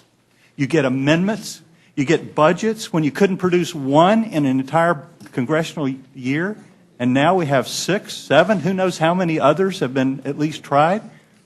And it's all because we have an open process. Thank you. Let me just say, Mr. Webster, we couldn't have done it without you. Mr. Polis. Thank the gentleman. I actually just have to address what Mr. Webster said. We actually did in the last Congress have, because I've only been here one Congress, there was a year we missed. The other year we had a very similar process to this. There was a Republican budget, a CBC budget, a progressive budget, a Democratic budget. So this is a process that is not new. It was very similar to the process the Democrats did in 2009. So I just want to, since the gentleman wasn't here, I wanted to make sure that Mr. Webster. Well, let me just say that, as you know, last year was the first year since a budget process was put into place that it didn't happen. 74. So, the 1974 budget impact. Thank you very much for being here, Mr. And Chair. We thank the greatly chair. appreciate it. Thank the Let me now call from the Budget Committee Mr. Honda, and I will state to Mr. Honda, Mr. Gahalva, and Ms. Woolsey that it's my intent to encourage this committee to make an order the substitute about which you are about to speak at this moment. And if I'm successful, it means that you will have an opportunity to have debate on the House floor and say whatever it is you're about to say right now for our colleagues. Mr. Honda. Thank you, Mr. Chairman, and I second what the member Webster had said, but I was going to say it. I don't know if you heard me or not, but we are going to encourage the committee to make an order your substitute so that there will be an opportunity for you and the other members who are authors of this substitute to have a free-flowing debate on the House floor. And I hope very much that the Rules Committee will join me in support of that effort. Excuse me, Mr. Honda. Thank you, Mr. Chairman, and we're very excited to be here, and thank you for the opportunity to be able to present this at the floor also. And like Mr. Webster said, there are many budgets that are coming out because of this process, but I think that the interest is about making sure that we have a document that will guide our country in a direction that's going to be safe, secure, and sensible. And so I really do appreciate your leadership and Mr. Ryan's leadership, and the idea that in democracy we have room for discussion, debate, and differences. And having said that, the Congressional Progressive Caucus budget is actually a reflection of values and priorities of working families in this country. The People's Budget charts a path that keeps America exceptional in the 21st century while addressing the most pressing problems facing the nation today. Our budget eliminates the deficit and stabilizes the debt, puts Americans back to work, and restores our economic competitiveness. The Congressional Progressive Caucus budget addresses these problems by listening to the American people. In poll after poll, they are telling us, their representatives in American government, that they want to preserve Social Security, Medicare, Medicaid. They want to make higher education more affordable. They want to preserve Social Security and expand job training programs, to cut taxes burdening the middle class, to subsidize affordable housing, and to provide financial assistance for those struggling to prevent foreclosures. The majority of America thinks cuts to Social Security, Medicare, and Medicaid, K-12 education, heating assistance to low-income families, student loans, unemployment insurance, and scientific and medical research are completely unacceptable. Furthermore, the overwhelming majority of America supports additional taxes on millionaires and billionaires and eliminating unnecessary weapon systems, eliminating tax credits for the oil and gas industries, phasing out the Bush tax cuts, and eliminating subsidies for new nuclear power plants. Our budget listens to what the American people are telling us. It recognizes that in order to compete, we need every American to be productive. And in order to be productive, we need to raise the skill level of every American and meet the basic needs of every working family. It does all of the above while remaining rooted in fairness, recognizing that America works only when everyone has an opportunity to make it in America. And this budget, I would just concisely say that it's a four-letter word that begins with F, and that means it's fair. Everyone shares in it. Mr. Chairman, I would like to now, if I may. Yes, thank you, Mr. Chairman. And I'd like unanimous consent to. Objection, your statement will appear in the record. Yeah, all Everyone's right. statement will appear in the record. So unlike, I'll start in the middle then of my statement. Thank you. Unlike the majority budget, the CPC budget alternative would completely eliminate the deficit within 10 years. And this alternative actually produces a multi-billion-dollar surplus by fiscal year 2021. In fact, the CPC proposal will likely be one of the most fiscally responsible budget resolutions on the floor this week. We don't balance our budget deficit on the backs of working families. Instead, the Congressional Progressive Caucus budget, called the People's Budget, aligns the tax code with the values of working families, responsibly ends the wars in Iraq and Afghanistan, which have cost this country more than $1.1 trillion, eliminates more than $600 billion from the Pentagon's budget, and implements a robust public health care option that will save the federal government at least $68 billion over 7 years. While the majority budget does nothing to directly create jobs and help the nation out of this brutal recession, the Congressional Progressive Caucus budget puts America back to work and restores competitiveness with robust investments in transportation, infrastructure, and a 21st century education system. With that, Mr. Chairman, thank you for making ours in order. Thank you very much, Mr. Chairman, and certainly appreciative of the opportunity to have the Congressional Progressive Caucus budget on the floor, to be on the floor, and to be able to be compared and contrast with all the other budgets. We are proud of our product. We feel it answers the questions that have been asked by the American people. We listened to them. They said cut the deficit and save valuable programs. This budget does that. We look forward to the scrutiny. We look forward to the debate. And we feel that this budget that we're proposing, that'll be on the floor, can take the test of comparison, and with that comparison, people will realize that this budget is not only fair, it's equitable, and it deals with the crisis that we face. Thank you, sir. Thank you very much, Mr. Grijalva. Ms. Lee. Thank you very much, Mr. Chairman. I, too, want to thank you for the opportunity to present this budget and just say a couple of things very briefly. Of course, the people's budget is a clear and common sense plan that's fiscally responsible, protects critical programs and services for millions of people, and reduces the deficit. And the choices we make, I think all of us agree and have said over and over again, really do reflect our values as a country. I want to call your attention to one function. It's Function 600, which provides an increase in unemployment insurance, so people who have hit the wall at 99 weeks would be eligible now under the people's budget. Very important. These are the 99ers who really do deserve to be included in these budgets. We also protect and preserve Medicare, Social Security for the future. It's really unacceptable to cut the deficit by eliminating programs that bolster our economic recovery and that help millions of people. This budget invests $1.45 trillion in job creation, education, and other investments which create jobs and provide for a 21st century country, really. It really puts us back on track in the global economy. So I urge the committee to look at this budget, and I thank you for the opportunity to testify. In closing, I'd just like to mention one thing that members of Congress are doing. There are 30 of us now who are fasting to call attention to the tremendous budget cuts that we see in other budgets and why, in fact, we want to make sure that our budget is the budget, because we're looking now at many people who are vulnerable, low-income, poor, being the who will have to pay for the very wealthy. Well, thank you very much. Thank you again. Thanks to all of you for being here. Well, let me just say that it is interesting. We've got the CBC and the CPC, and it gets a little bit confusing. Mr. Woodall. No question. Mr. Hastings. Mr. Nugent. Mr. Polis. Without objection, it'll appear in the record. Mr. Webster.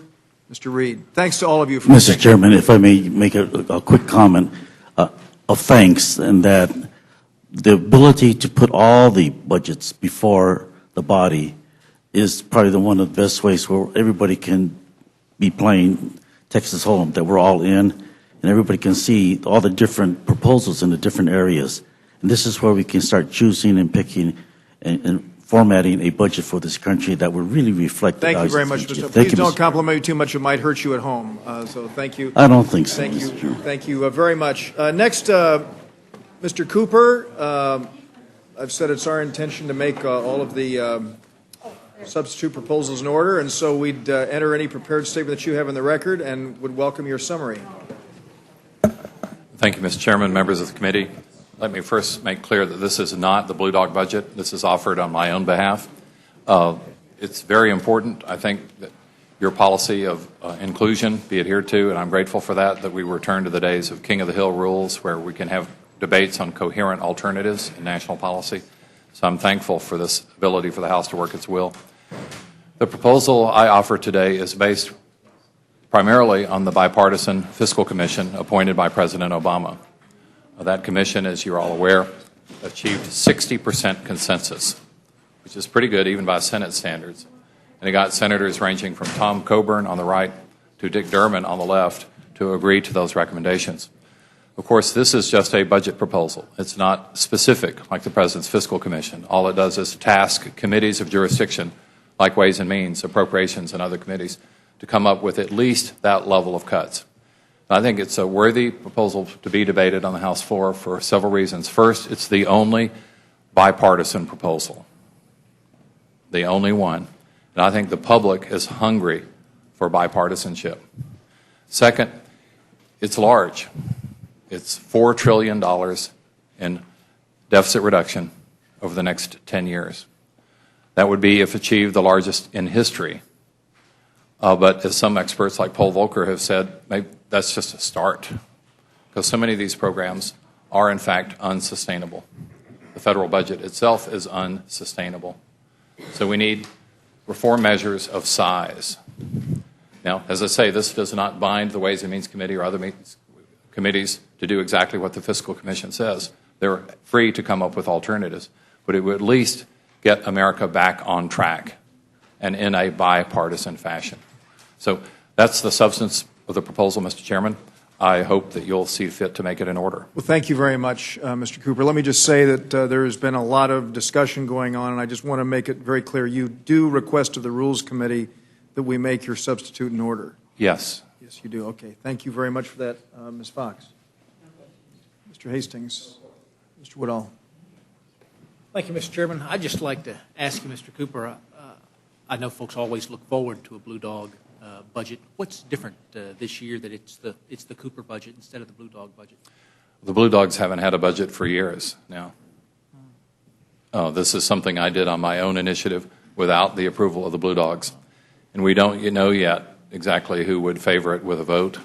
That remains to be seen. So many folks favor it quietly now, but when the day comes, it'll be interesting to see. But I strive in most everything I do in this Congress to be bipartisan, to be fair, to be calm. That's one reason I'm seldom on TV.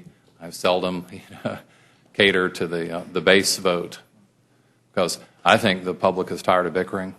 I think they want to see problems solved, and that's what the effort is here, to solve a problem. It's not my solution. It's a Simpson-Bowles sort of solution, and they worked very hard over many months to get a wide range of senators and other experts on board. So I think it deserves a vote. I thank you, Mr. Cooper. I thank you, Mr. Chairman. Say that I'm sure that everyone in the vast Rules Committee viewing audience is enjoying your appearance here. Mr. Nugent. Just, Mr. Cooper, thank you for bringing this to the table. I think it's great what you just said about inclusion in our chairman in regards to making sure that this happens. This is what the process is supposed to be about. So thank you again. Thank you. Mr. Nugent. Mr. Webster? Mr. Reed? Thank you very much for being here, Mr. Thank you, Cooper. Mr. And I'll Chairman. tell you that we will make your substitute in order. Thank you. If the committee follows my lead on it by chance. And we have Mr. Fatah and Mr. Tonko here. If you gentlemen would like to come forward. We know that both of you have been here for a period of time. Mr. Tonko, you're on the committee, so why don't we recognize you first, and then Mr. Fatah. Thank you. Thank you, Mr. Chairman. I appreciate you, Chairman Dreyer, and Ranking Member Slaughter, and members of the committee offering the opportunity to me to present an amendment. My amendment is very straightforward. I was in and out of the chair here and helping with the votes that we were having earlier, so I heard the discussion that was quite lengthy about Medicare. I'm making an appeal through this amendment that would protect health care provided to our nation's seniors and the disabled community from being privatized or being subjected to arbitrary spending caps. It would extend the same protection to health coverage for active duty military and their families as well as veterans. And so this amendment would basically and quite straightforwardly protect Medicare, TRICARE, and VA health care from being eliminated and replaced with a voucher or premium support program. And that's the amendment. Thank you very in a much, nutshell. Mr. Tonko. Mr. Fatah. Before we go to the representative, might I also ask that since this affects 46 million people, that my amendment be made in order with the rule because of its far-reaching impact. And I heard the statements earlier about protecting everyone over 55, but I was a proud sponsor of Child Health Plus in New York, and when we did that, I spoke of children at the present moment and children into the future. And the same is true here. When we created this program in 65, it would be for seniors into the future. Thank and you very so much. seniors will continue to grow, and I'm worried about their being put at risk. Thank you, Mr. Chairman. Thank you, Mr. Chairman. And let me thank the committee, and I know you've been at this for a while. The chairman and Mr. Hastings and I were here when we balanced the budget at a previous time, and we had years of surplus.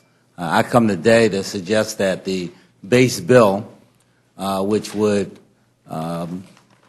still run up about $8 trillion worth of debt, it wouldn't balance our budget until 2040, and at that point we would still have over $10 trillion in debt or mortgage on our country, that we should do more. I offer an amendment that I ask that the committee consider, which would set aside a a 1% transaction fee, exempting transactions in personal accounts, but to pay down the national debt.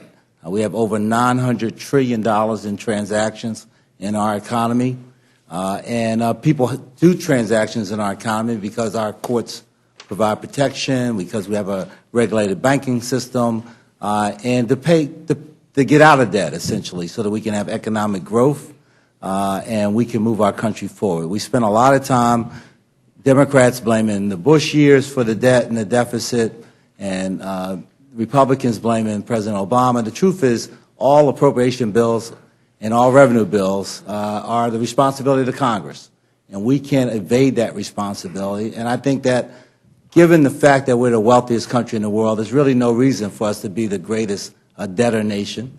We should get out of debt. We should do it now. My proposal is to do that. And secondly, to usher in some serious tax reform. My amendment would also, at the conclusion of the 10 years, or at the conclusion of us being out of debt, eliminate or repeal the income tax. We've had it for over 100 years. Part of the challenges that we have now is that all of our economic competitors use consumption taxes, whether it's China or the European Union and others. And we're going to need, with an economy based on consumption, we're going to need a consumption-type vehicle to raise the revenue that we need. I thank the Thank Chairman. you very much, Mr. Fattah, for being here for that. And that sounds like a perfect item for the Ways and Means Committee, which I know is going to be looking at the issue of tax reform. And I want to encourage you to continue to pursue that. Ms. Fox. No, Mr. Chairman, thank you. Mr. Hastings. Mr. Woodall. Thank you, Mr. Chairman. I just want to say to Mr. Fattah, as a fan of the fair tax and a consumption tax, myself, I have looked at your transaction tax with great interest, and I look forward to working with you to move us away from an income tax that punishes productivity and towards a consumption tax that gets us on track to pay down our debts. Ms. Polis. I thank you, gentlemen. We had one, compliment Mr.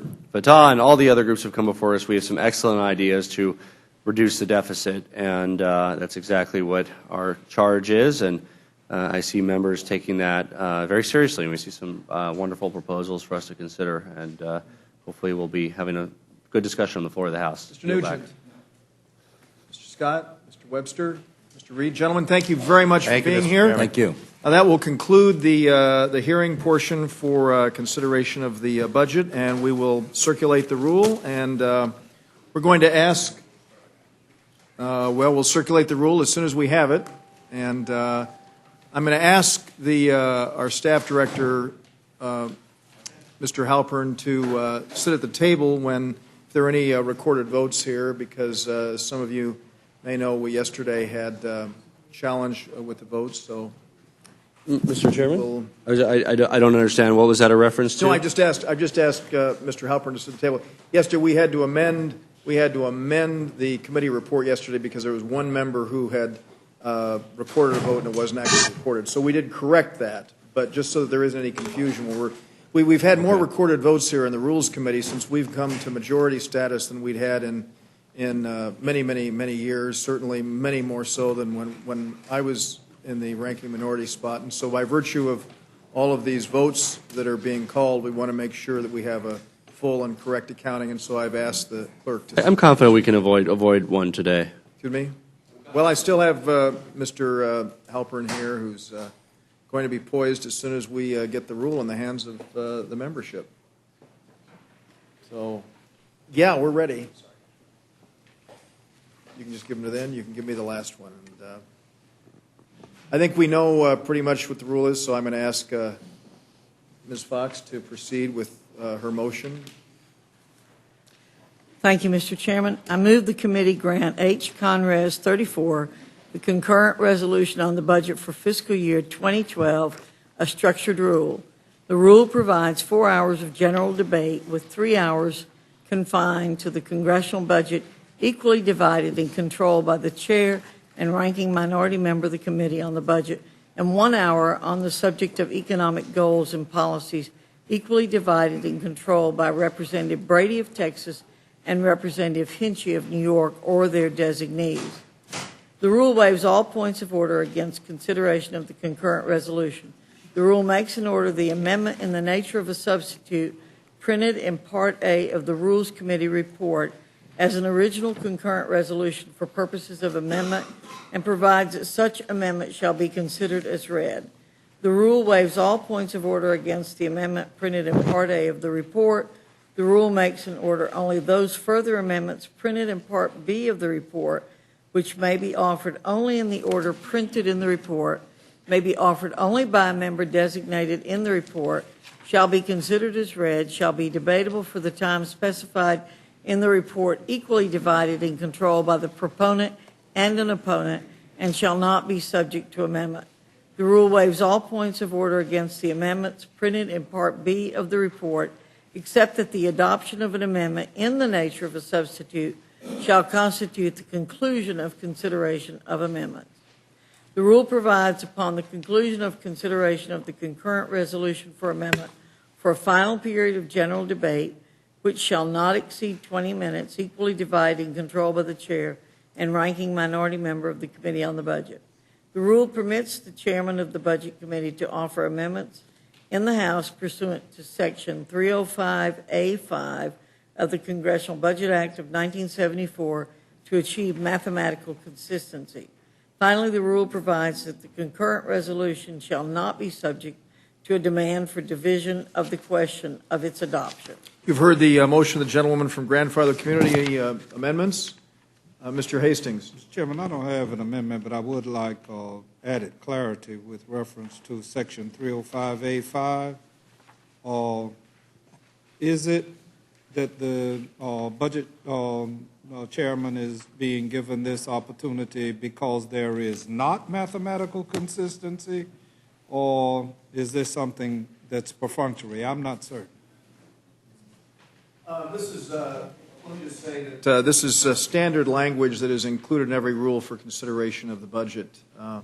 I've just been informed. And as you can see, we are, as I said, making every single substitute that was submitted to us made in order here. Right. So, I offer a friendly challenge to a statement that the chairman made earlier, that in the time that we are here, there have been more calls for recorded votes than previously.